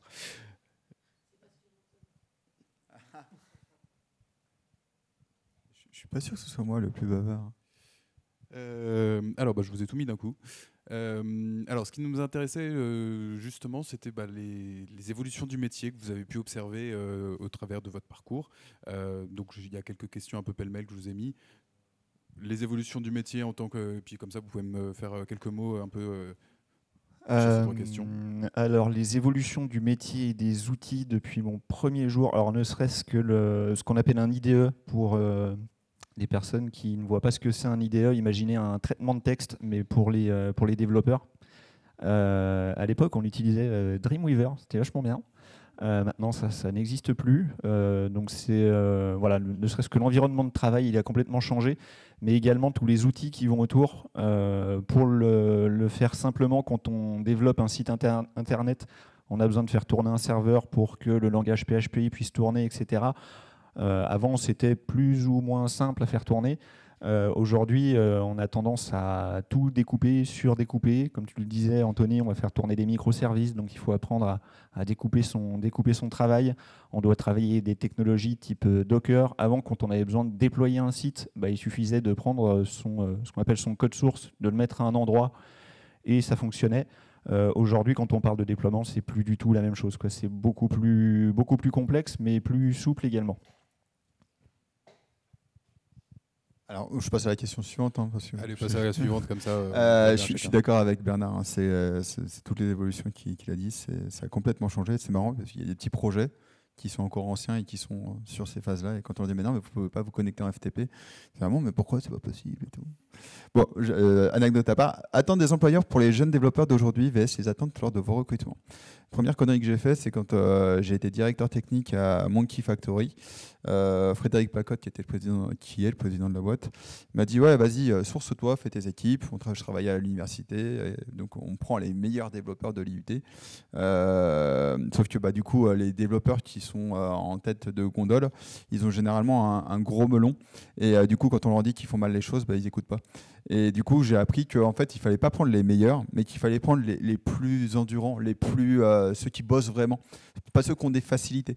Parce que quand on leur dit que c'est pas bon et qu'ils ont des facilités, après ils disent ouais, mais non. Et en gros, on rentre dans la conflictualité. Donc les attentes des employeurs, pour des bons employeurs, je pense, ou des bons recruteurs, ça va être en fait les soft skills, c'est la persévérance, l'envie de la personne d'être développeur, le professionnalisme de la personne, qu'elle ait une aisance orale et puis qu'elle soit dans la communication et qu'elle puisse échanger, la facilité de la personne à se remettre en question. C'est-à-dire que quand tu as un échange structuré et argumenté avec quelqu'un, de se dire « Ah ouais, non, mais t'as raison, j'ai tort » et on avance. Et ça, je trouve que c'est très important, plus que, là, ce que disait Dimitri tout à l'heure, un langage particulier. Parce que ça, je me rends compte qu'un langage, ça s'apprend assez facilement, mais apprendre à quelqu'un à réfléchir, c'est beaucoup, beaucoup plus compliqué. Donc finalement, les soft skills aujourd'hui sont les attentes des recruteurs. Je pense que c'est les attentes principales. C'est-à-dire que je pense que ce sont les attentes principales d'un recruteur, plus que encore la technologie. Après, il faut des compétences techniques. Mais si une personne arrive avec une casquette vissée sur la tête, qui n'est pas interactive, et que son premier truc, c'est de demander comment on fait du télétravail, ah non, mais moi, je ne peux pas travailler le lundi, je pourrais être là que le mardi, c'est mort. Même si c'est le pur technicien qui pourra être, qui aura vraiment des compétences de fou, s'il arrive avec ses contraintes dans l'entreprise et pas en se disant c'est cool, on va pouvoir travailler ensemble, on va apporter quelque chose, pour moi c'est rédhibitoire. Okay. Et alors, du coup, moi j'aime bien les casquettes, ça me gêne pas. Alors troisième question pour toi Dimitri. Alors, place de la compréhension du métier, de son équipe, de son environnement. Tu veux dire par rapport à la personne qu'on va embaucher, c'est ça alors plutôt dans une logique, quelle est pour toi l'importance de la compréhension du métier au sens de ton client? C'est pour ça que je te l'ai gardé pour toi cette question. Et puis je liais aussi avec l'équipe, l'importance de connaître ton équipe, de connaître ton environnement. Elle est un petit peu orientée cette question, mais c'est justement aussi pour pouvoir mettre en exergue ce point. Alors c'est pas évident là. Le métier, j'en ai beaucoup parlé en fait. Je vais pas faire de redite. C'est que c'est essentiel en fait de comprendre, d'avoir quelqu'un dans l'équipe qui comprend en fait ce que va lui demander le client et de savoir aussi gérer la façon dont le client va arriver vers lui en lui demandant, en lui disant, ils vont avec des solutions. J'ai encore eu ce problème aujourd'hui. Et en fait. Il faut trouver des personnes, justement, c'est ça, c'est ce que vous disiez depuis tout à l'heure, c'est vraiment, au-delà de la connaissance technique, qui est essentielle, elle est essentielle, la connaissance technique, c'est ce que font vraiment, ce que vous faites dans les formations, c'est pour ça qu'on a des fois des débats entre est-ce qu'il faut connaître plus le métier, apprendre à connaître le métier, ou apprendre à développer avec des outils techniques. Les deux sont essentiels. Et quand on parle de son équipe, il faut connaître son équipe parce qu'il faut que les développeurs sachent vivre ensemble, sachent travailler ensemble. Enfin, vivre, non, peut-être pas, mais travailler ensemble. On n'est pas obligé d'être pote avec son collègue, hein. Mais c'est toujours mieux de bien s'entendre. S'entendre dans le sens où c'est pas juste pour aller faire un baby-foot à la fin, parce que nous, on n'a pas de baby-foot, on n'est pas comme Google, mais voilà, c'est savoir justement réfléchir, savoir se confronter. En fait, dans le développement, on est confronté à quelque chose que les scientifiques connaissent bien et qui a été vraiment mis en avant pendant la pandémie, c'est la méthode scientifique, qui a posé beaucoup de problèmes sur la compréhension de la vulgarisation et des choses comme ça. Bon, ça, c'est un autre débat, je pars sur autre chose. Mais en gros, il faut arriver à bien discuter ensemble et à se confronter. Quand quelqu'un arrive avec une idée, peut-être une solution qui est bonne, il faut arriver des fois à confronter cette solution à la réalité et peut-être même à la détruire. C'est le principe de la méthode scientifique, c'est-à-dire qu'on arrive avec une théorie, une hypothèse, et tant qu'on n'a pas réussi à la démonter, c'est qu'elle est meilleure que les autres en fait. C'est simplement ça. Et ça, c'est des choses qu'on ne peut pas faire tout seul. On peut faire ça qu'en équipe. Donc il faut arriver les employeurs en fait, ils vont chercher des personnes qui arrivent à discuter ensemble et à avancer dans ce sens-là, dans le sens du résultat, pour que justement le client soit content au final d'avoir le résultat voilà, qui répond à son besoin. Merci beaucoup. Alors pareil, comme tout à l'heure, je mets les 3 et puis comme ça, vous pouvez répondre chacun à une pour qu'on avance un petit peu plus vite. Alors, peut-être dans l'autre sens à ce moment-là. Je veux bien commencer. Comment le besoin croissant en cybersécurité influence-t-il le travail au quotidien? En fait, c'est super important. Il y a des lois qui sont passées, notamment RGPD, RGA, etc., qui demandent en fait à ce qu'on maîtrise les données de nos clients. Et quand on dit maîtriser, c'est où elles vont, comment elles sont utilisées, qui les utilise, etc. etc. Donc, comment ça influence ça au quotidien? Quand un client va venir nous voir et nous dit j'ai besoin de gérer telle information, notamment là, on travaille avec l'hôpital Sainte-Marie, c'est on va faire une application mobile qui va permettre de gérer des patients. OK, vous pouvez la faire. Oui, c'est quoi la réglementation? Là, il faut avoir un agrément santé pour pouvoir stocker des données de façon sécurisée, comment on les stocke, où on les stocke, comment elles sont sécurisées. Et on ne se dit pas, on fait juste une petite application mobile qu'on va mettre sur l'App Store et sur Google et iOS. Donc, comment ça influence le travail au quotidien, ça? En fonction du projet, ce que vous allez faire, c'est plus ou moins important. Quand vous faites un site vitrine et qu'il se fait pirater, il tombe. Il y a une indisponibilité, c'est pas très grave. Donc, nous, quand on fait des sites vitrines, la cybersécurité, donc la sécurité du site, c'est important, mais ça ne va pas être vital s'il y a une problématique. Par contre, si on prend Dimitri, il travaille dans le e-commerce généralement. Si le site d'un client tombe et qu'il gagne 10 000 € par jour avec son site e-commerce, là, ça va devenir plus problématique, surtout s'il se fait pirater en plus. C'est-à-dire qu'il y a un développeur qui a mal fait son boulot. Et encore plus, là, nous, maintenant, pour les data santé, si on récupère les problèmes psy, cardiaques ou de santé d'une personne, juridiquement, on peut vraiment avoir des gros problèmes. Donc, la cybersécurité, c'est toujours, on a un projet, quel est l'enjeu de sécurité de ce projet, quelles choses on met en place pour sécuriser ce projet-là en fonction des contraintes du projet. Et là encore, ça revenait à ce que Dimitri disait tout à l'heure, il faut comprendre la problématique du client et aussi les problématiques juridiques qui vont entourer le projet client pour répondre au bon niveau. Parce que ça a un coût, la cybersécurité.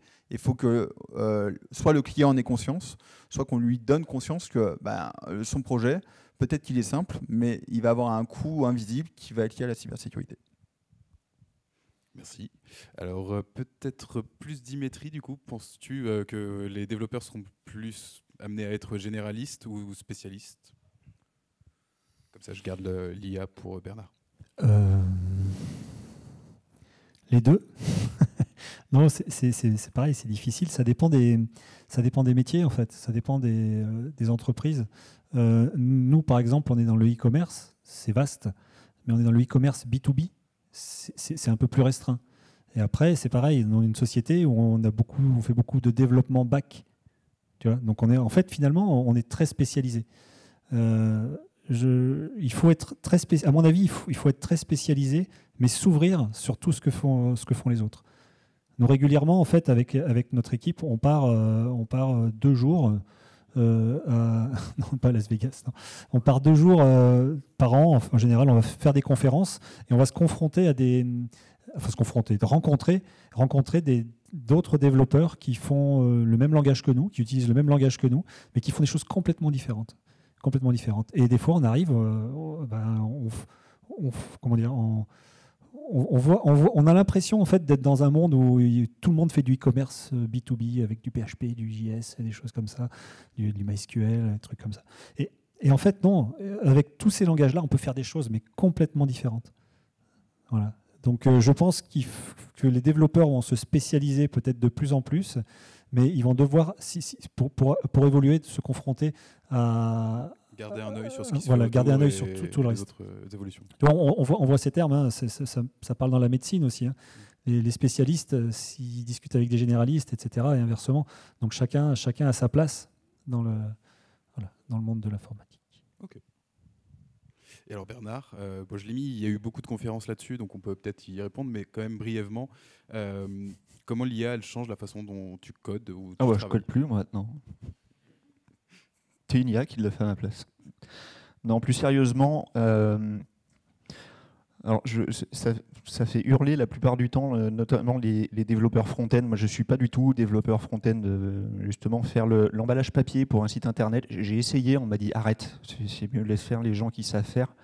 Et en fait, l'intelligence artificielle, elle m'aide beaucoup pour cette partie-là. Comme je vous le disais, moi, je fais beaucoup de R&D et je monte beaucoup c'est ce que tu disais, Anthony, de POC. Donc, ce qu'on appelle un POC, c'est une preuve de concept, c'est un produit minimum vital pour tester un marché et se dire ok, on va lancer le développement plus en profondeur ou non. Et c'est bien beau d'avoir une mécanique qui fonctionne, mais si on n'a pas de visuel à présenter, et c'est même pas à présenter à des clients, hein, la plupart du temps, ce que je conçois ou ce que je peux imaginer, je le présente à des collègues de la direction d'Iris Interactive, en se disant ok, est-ce qu'on continue ou pas le travail. La plupart du temps, comme tu le disais, même si c'est de la R&D, ça ne veut pas dire que j'ai plus de temps, parce que ça aussi c'est quelque chose qui est important à garder en tête quand on est développeur ou même dans n'importe quelle branche de ce milieu-là. Plus on va vous donner du temps pour réaliser une tâche, et la plupart du temps, l'humain il est comme ça, il va prendre tout le temps possible, alors que vraisemblablement il n'en a peut-être pas tout le temps besoin. Donc je dois itérer de façon très rapide, et l'intelligence artificielle, elle m'aide pas que à générer du code, mais en tout cas pour la partie front, si, là, clairement elle va me générer du code et ça ne sera pas propre, il faudra certainement le mettre à la benne, mais en tout cas pour un premier galop d'essai, c'est vachement bien. Et après, dans le métier du développement, et même pas coder, hein, mais ça me permet de m'ouvrir un petit peu, d'ouvrir le champ des possibles. J'ai une problématique X ou Y, je vais la soumettre, que ce soit à ChatGPT, à Mistral, à Gemini, peu importe. Il ne va pas me dire exactement comment régler et comment solutionner ma problématique, mais il va me donner des pistes que je vais pouvoir approfondir. L'IA, c'est un média comme un autre, il ne faut pas y croire à 100%, ça va beaucoup halluciner. Par contre, ça va me donner plein de pistes potentielles, des fois des choses auxquelles je n'aurais pas du tout pensé, qui vont me permettre de réaliser une tâche. Okay. Merci beaucoup. Alors, il y a beaucoup à dire, hein. Il y a eu plein de conférences qui ont eu lieu. C'est pour ça qu'on ne va pas développer plus, mais effectivement, voilà, à suivre, sujet chaudement d'actualité. On arrive sur la dernière partie, ça va être quelques petits conseils, justement, s'il y en a qui souhaitent s'orienter vers les métiers du développement. Comme tout à l'heure, je vous remets les trois, puis on a une dernière slide ensuite, et on arrivera au bout de cette table ronde. Alors, en plus, c'est bien, vous avez déjà répondu à la première, donc on va pouvoir passer à la seconde. Est-ce que vous avez dans le code, vous pouvez nous le partager, des mentors, des personnes qui sont vos modèles duquel on pourrait s'inspirer Alors des mentors mondialement connus, non. J'ai plus eu comme je vous le disais, hein, quand je suis arrivé chez Iris Interactive, des collègues qui m'ont énormément aidé et qui m'ont permis de passer, c'est quelque chose dont on n'a pas parlé, d'ailleurs c'est étonnant, on n'a pas parlé, comment on appelle ça déjà, le syndrome de l'imposteur, ça arrive à tout le monde, à dépasser ça. Je pourrais en citer quelques-uns, mais ça ne vous parlerait pas, mais je pense, quand je suis arrivé chez Iris, tu n'es pas parti directement, Dimitri, mais tu m'as beaucoup aidé d'ailleurs à prendre confiance en moi et à me dire de temps en temps, arrête, c'est bon, tu fais bien ton boulot, passe à autre chose. Donc des mentors, c'est surtout des collègues en fait, qui m'ont aidé, qui m'ont suivi. Vous aviez un mentor à partager, Dimitri ou Anthony? Quelqu'un d'influent dans le développement, dans le code, quelqu'un qui... Non, moi j'aime bien... c'est Fabien Baudentier, parce qu'il a créé Symfony et j'aime bien Symfony. Et je l'utilise beaucoup, donc mais bon, enfin ça c'est pas spécialement mentor, c'est des personnes qui ont créé des technologies qui sont très utiles à tout le monde et qui sont dans l'open source. J'aime bien l'open source, donc Linus Torvald. Mais je reviens à ce que Bernard disait. Par contre, c'est une bonne remarque. Attention au syndrome de l'imposteur de je suis mauvais et les gens sont meilleurs à côté de moi et du coup je me bride. En fait, il n'y a pas de bon ou de mauvais ou de quoi que ce soit. Vous apprenez en autonomie et tout le monde a des compétences techniques. Et il y en a qui vont avoir des compétences front, des compétences back, enfin peu importe les compétences, vous avez des compétences. Donc ne vous dites pas je suis nul et ce que je fais, toutes les personnes qui sont autour de moi font mieux que moi. C'est faux. Enfin, il faut cultiver ses compétences et c'est important de ne pas se dévaloriser. Et je te laisse répondre à la dernière. Tu avais abordé un petit peu les soft skills, mais effectivement, comme ça, on non, fait en changer un fait, petit peu. moi, je veux juste revenir sur le même truc, hein, c'est pour un petit peu tout le monde. C'est justement ce syndrome de l'imposteur aussi, il est aussi lié à l'inverse. C'est-à-dire que quand on a une courbe de confiance, il y a un graphique que je pense les enseignants connaissent bien. Alors, moi, j'avais suivi une conférence justement avec des gens que j'admire un petit peu. Ils avaient justement expliqué justement cette courbe qui est la montée en fait du trop de confiance. Alors lui, il appelait ça le petit C en haut. Voilà, le petit C qui arrive et qui donne des leçons à tout le monde, tu vois. Et puis après, petit C, ouais. Donc il a dit ça comme ça parce que voilà, quand on a un micro, on ne peut pas dire tout ce qu'on veut. Et ensuite, cette personne se confronte vraiment à la réalité de son métier et se casse la gueule. Et en général, quand on passe du haut vers le bas, c'est là où on est vraiment dans un syndrome de l'imposteur. Et petit à petit, la confiance revient et on arrive petit à petit à remonter la pente et arriver justement à la moyenne et prendre un petit peu plus confiance par rapport à la moyenne.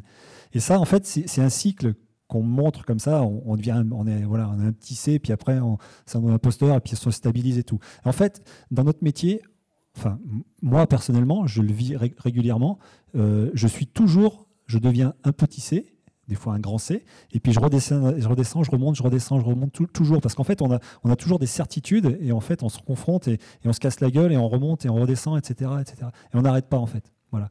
Donc c'est juste pour dire, en fait, et ça, pour revenir sur la question de départ, qui était les mentors, en fait, ça m'a fait penser tout ça, plus à plusieurs personnes que j'admire, en fait, sans les avoir connues au début de ma carrière. C'est des personnes que j'ai rencontrées justement en faisant des forums, des sorties, comme c'est des personnes qui font des conférences. Et petit à petit, j'ai appris à les connaître et maintenant je les rencontre régulièrement et c'est un vrai bonheur. Donc, si vous avez même des gens que vous admirez, allez les voir parce que ça leur fait plaisir aussi. Et franchement, voilà, profitez de tout ça. Voilà. Je ne sais pas si c'est très structuré ce que j'ai dit. Mais... Non, ça me va. C'est principalement aller justement se confronter, rencontrer et suivre. Juste en quelques mots pour la dernière question, c'est la persévérance, la curiosité, la communication, le fait de prendre la parole et de communiquer avec ses collègues. Tout ça, c'est vraiment les soft skills importantes à cultiver quand on va aller en entreprise être développeur. Est-ce que tu aurais un conseil pour le développer justement ? J'ai autre chose à dire. Faites attention aux mots anglais quand vous en parlez. C'est quelque chose de très élitiste. Moi, soft skills, je ne connaissais pas. C'est pour ça que j'ai passé le micro, parce que je ne savais pas ce que ça veut dire. Maintenant, je viens de comprendre. Alors, dans notre métier, faites très attention. Il y a beaucoup de gens qui parlent avec des termes anglicisés, ou anglicisme, voilà, avec des anglicismes, ou des termes techniques, des choses comme ça. Ça ne veut pas dire qu'ils comprennent ce qu'ils veulent dire. Hein ? Mais faites très attention parce que quand vous communiquez avec les autres, essayez d'être le plus simple possible pour essayer de vous faire comprendre. Ça va montrer que vous, et je pense que quand vous faites de l'enseignement, c'est quelque chose qui sert énormément, c'est-à-dire que lorsqu'on va donner un cours sur quelque chose qu'on croit maîtriser, on apprend qu'on ne la maîtrise pas tant que ça. Et parce que ça nous oblige à chercher des termes, justement, qui sont beaucoup plus appropriés au public pour qu'eux comprennent au final ce que veulent dire ces termes. Donc c'est pour ça, j'ai rebondi là-dessus, c'est pas une question, mais c'est très très important. Tu fais très bien de le dire. Donc quel trait de personnalité, Anthony a un petit peu détaillé, mais quel trait de personnalité vous valorisez et surtout, est-ce que vous avez des techniques, des astuces pour développer ces traits de personnalité ? Je pense à la curiosité par exemple. Ou tu disais, redis-moi le... Ouais, alors en formation, j'oblige les personnes qui sont en formation avec moi à faire 30 minutes de présentation tous les matins sur des veilles. Donc en fait, ils arrivent le matin, il y a un planning, et tous les matins, entre 8h30 et 9h, ils doivent prendre la parole et expliquer une technologie, une technique, quelque chose devant le groupe de personnes avec qui ils font leur formation. Je vous garantis que les profils qui sont timides au début, et quand on leur dit que vous allez tous les matins faire 30 minutes de présentation, ils se caquent dessus, on se dit c'est compliqué, oh là là, quelle formation. Et en fait, au bout d'une semaine, tout le monde est super content, et puis il y a des échanges, et puis c'est curieux, ça fait travailler donc la communication, ça fait travailler la confiance en soi, la prise de parole, et c'est des choses qu'on va rechercher pour le professionnel, pour le professionnalisme d'un développeur. Merci beaucoup. Tu avais quelque chose à rajouter ou je passe à la suivante? Non, pas particulièrement. Ouais. En effet, la veille techno, c'est quelque chose d'hyper important. On parlait tout à l'heure de notre journée type, c'est vrai que j'en ai pas parlé. Je m'accorde entre 15 minutes et 20 minutes tous les matins pour faire de la veille techno. Un petit tips, puisque je crois que c'était le but, outils et astuces. Pour faire de la veille techno, je sais que j'ai beaucoup tendance à utiliser Medium. Je ne sais pas si ça parle à tout le monde, c'est un site qui vous permet qui balance pas mal d'infos sur plein de sujets différents où on peut régler les sujets qui nous intéressent. Et je sais que je l'utilise énormément pour faire ma veille techno journalière. Ok, Medium.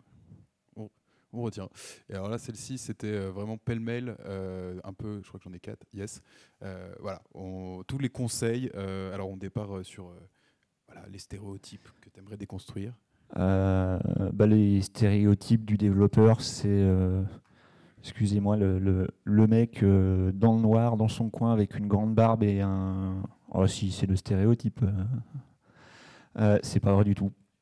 Et c'est pas obligatoirement des mecs, tu le disais Marlène en introduction.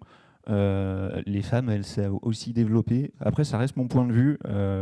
J'en ai pas connu énormément des femmes développeurs, mais toutes celles que j'ai pu connaître et que je connais encore aujourd'hui, elles étaient de près ou de loin un petit peu plus douées que les hommes.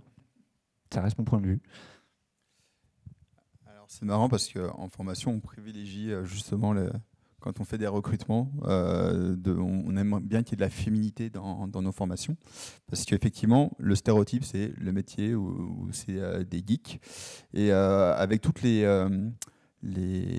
compétences ou les profils que je vous ai décrits tout à l'heure, on demande à un développeur d'être curieux, rigoureux, d'aller jusqu'au bout de ce qu'il fait, un développeur ou développeuse, d'être persévérant.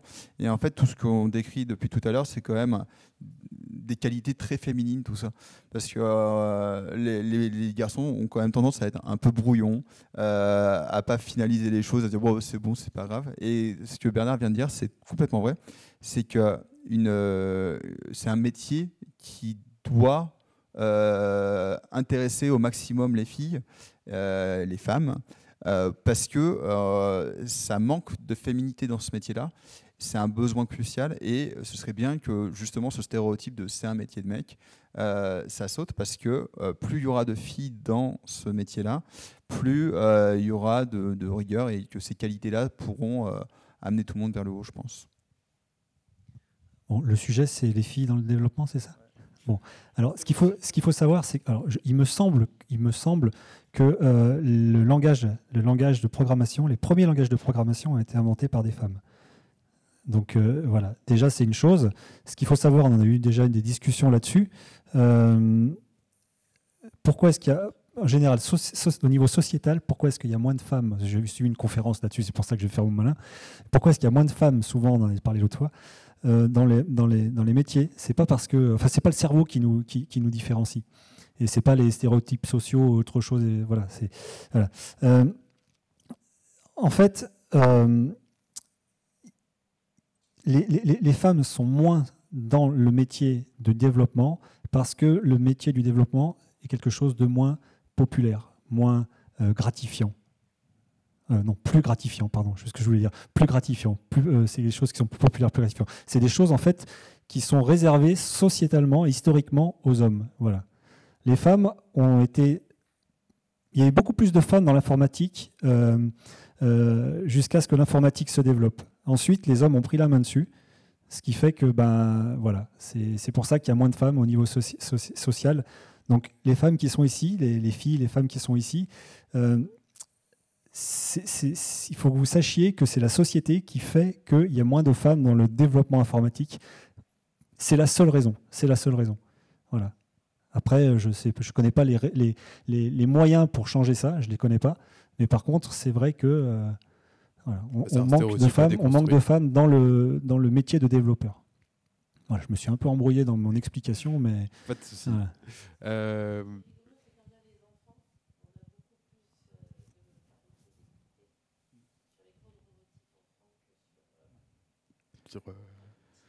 qu'ensuite elles s'en vont, elles vont faire autre chose, alors que non, il faut rester. Ce que tu viens de dire, parce qu'en fait, ça ne va pas s'entendre ce que tu dis, c'est qu'en fait, quand tu remarques dans l'enseignement sur des âges plus bas, en fait, il y a autant de garçons que de filles, en fait, c'est ça. Et c'est ensuite que ça change.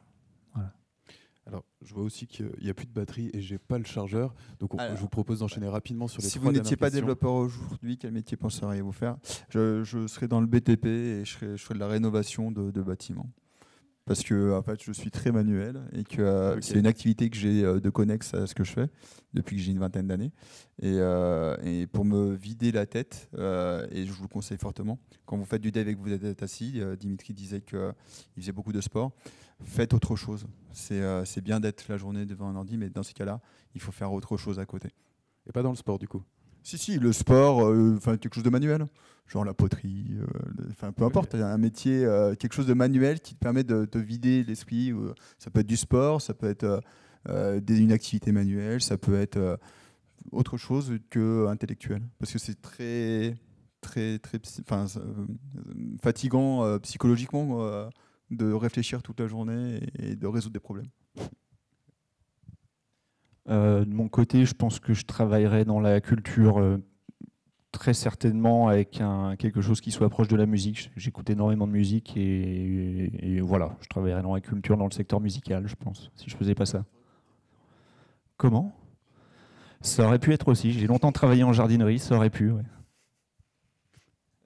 Et toi, Dimitri?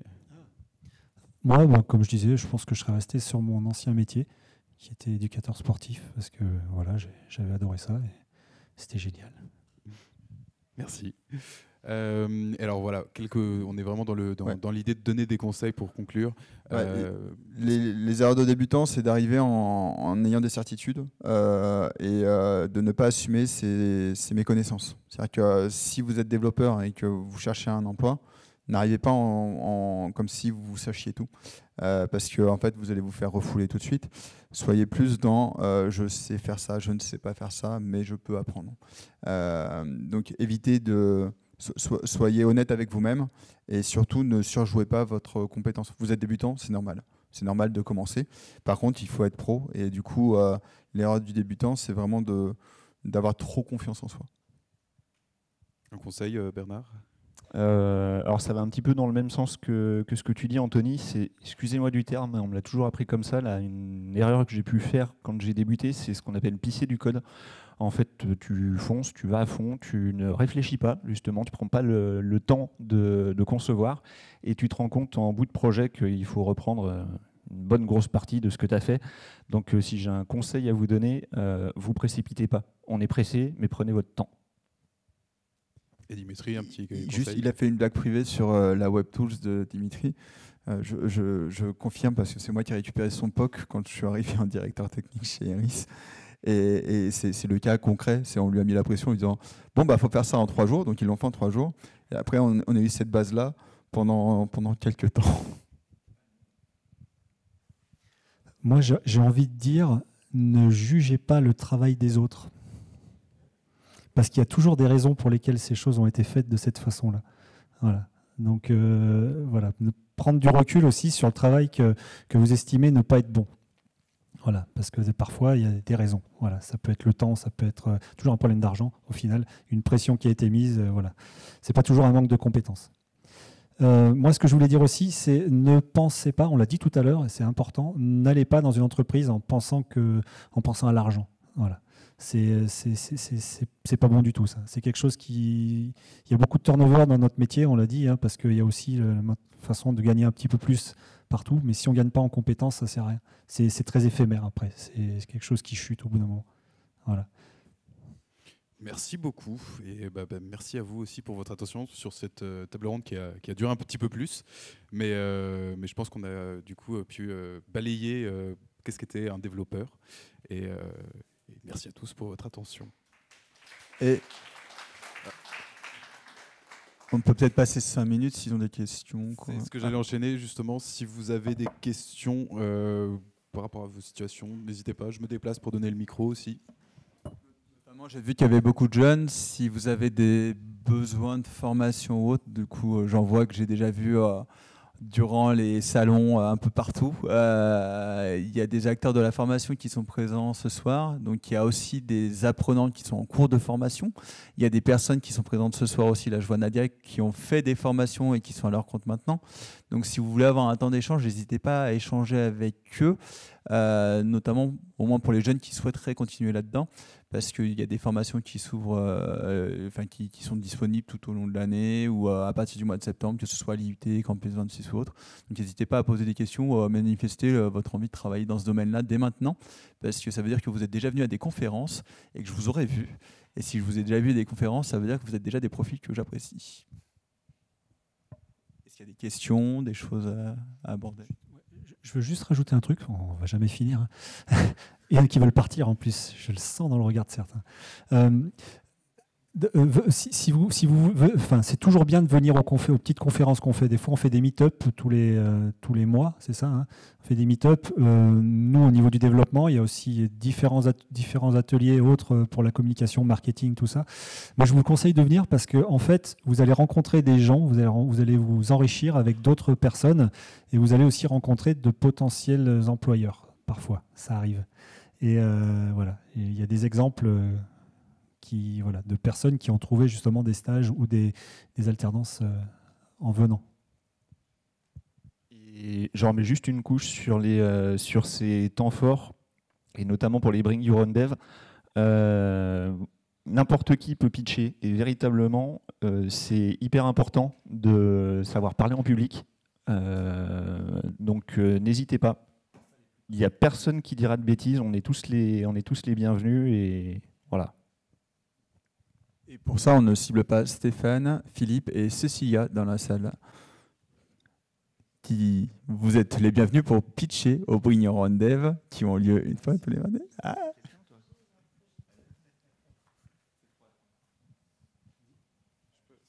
Bonjour, vous m'entendez bien, c'est nickel.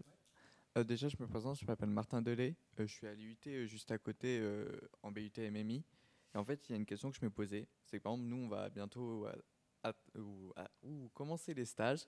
Et la question que je me pose, c'est la différence de niveau entre études et dans le monde réel professionnel.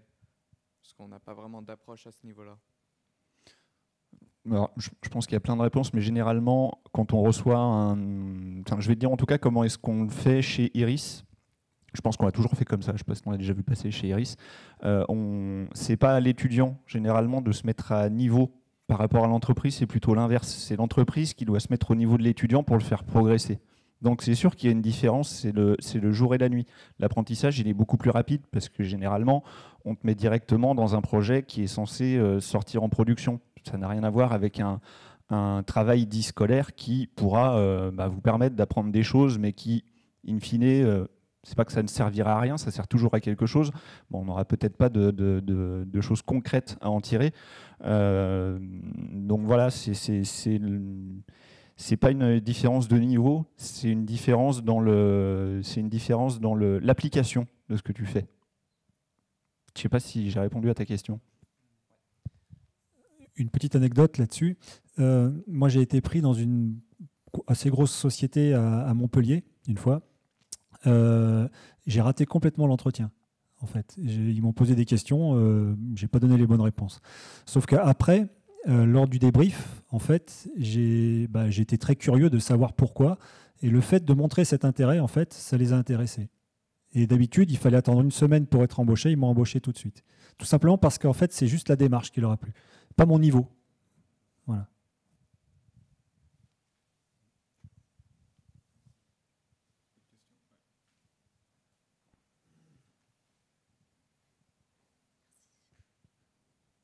Bonsoir.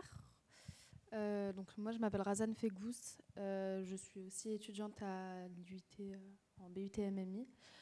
Pareil, du coup, on a un stage à faire cette année et je me posais quelques questions là-dessus. Au niveau de l'embauche, vers quel type de structure se tourner en priorité, là où on a le plus de chances d'être pris et où on aura la meilleure expérience, en fait, tout simplement. Pour moi, ça dépend pas ça va dépendre de ton profil. C'est-à-dire que c'est ton profil qui va définir en fait la structure sur laquelle tu vas pouvoir aller candidater et vraiment que tu mettes en avant ton profil pour ce que tu vas amener à la structure. C'est-à-dire qu'en BUT MMI, vous avez des profils créatifs, vous avez des profils développeurs et en fait, vous allez avoir des compétences en fonction de votre profil. Et ce qu'il faut cibler, c'est le besoin de la société, comment ou de la structure, parce que ça peut être une structure publique ou autre. Et en fonction du besoin, c'est comment tu vas candidater dans cette structure. Donc, faut vraiment que tu te dises, est-ce qu'il y a déjà un besoin ou est-ce qu'il recherche quelqu'un? Et à partir du moment où il recherche, c'est qu'est-ce qu'il recherche? Est-ce que mon profil correspond?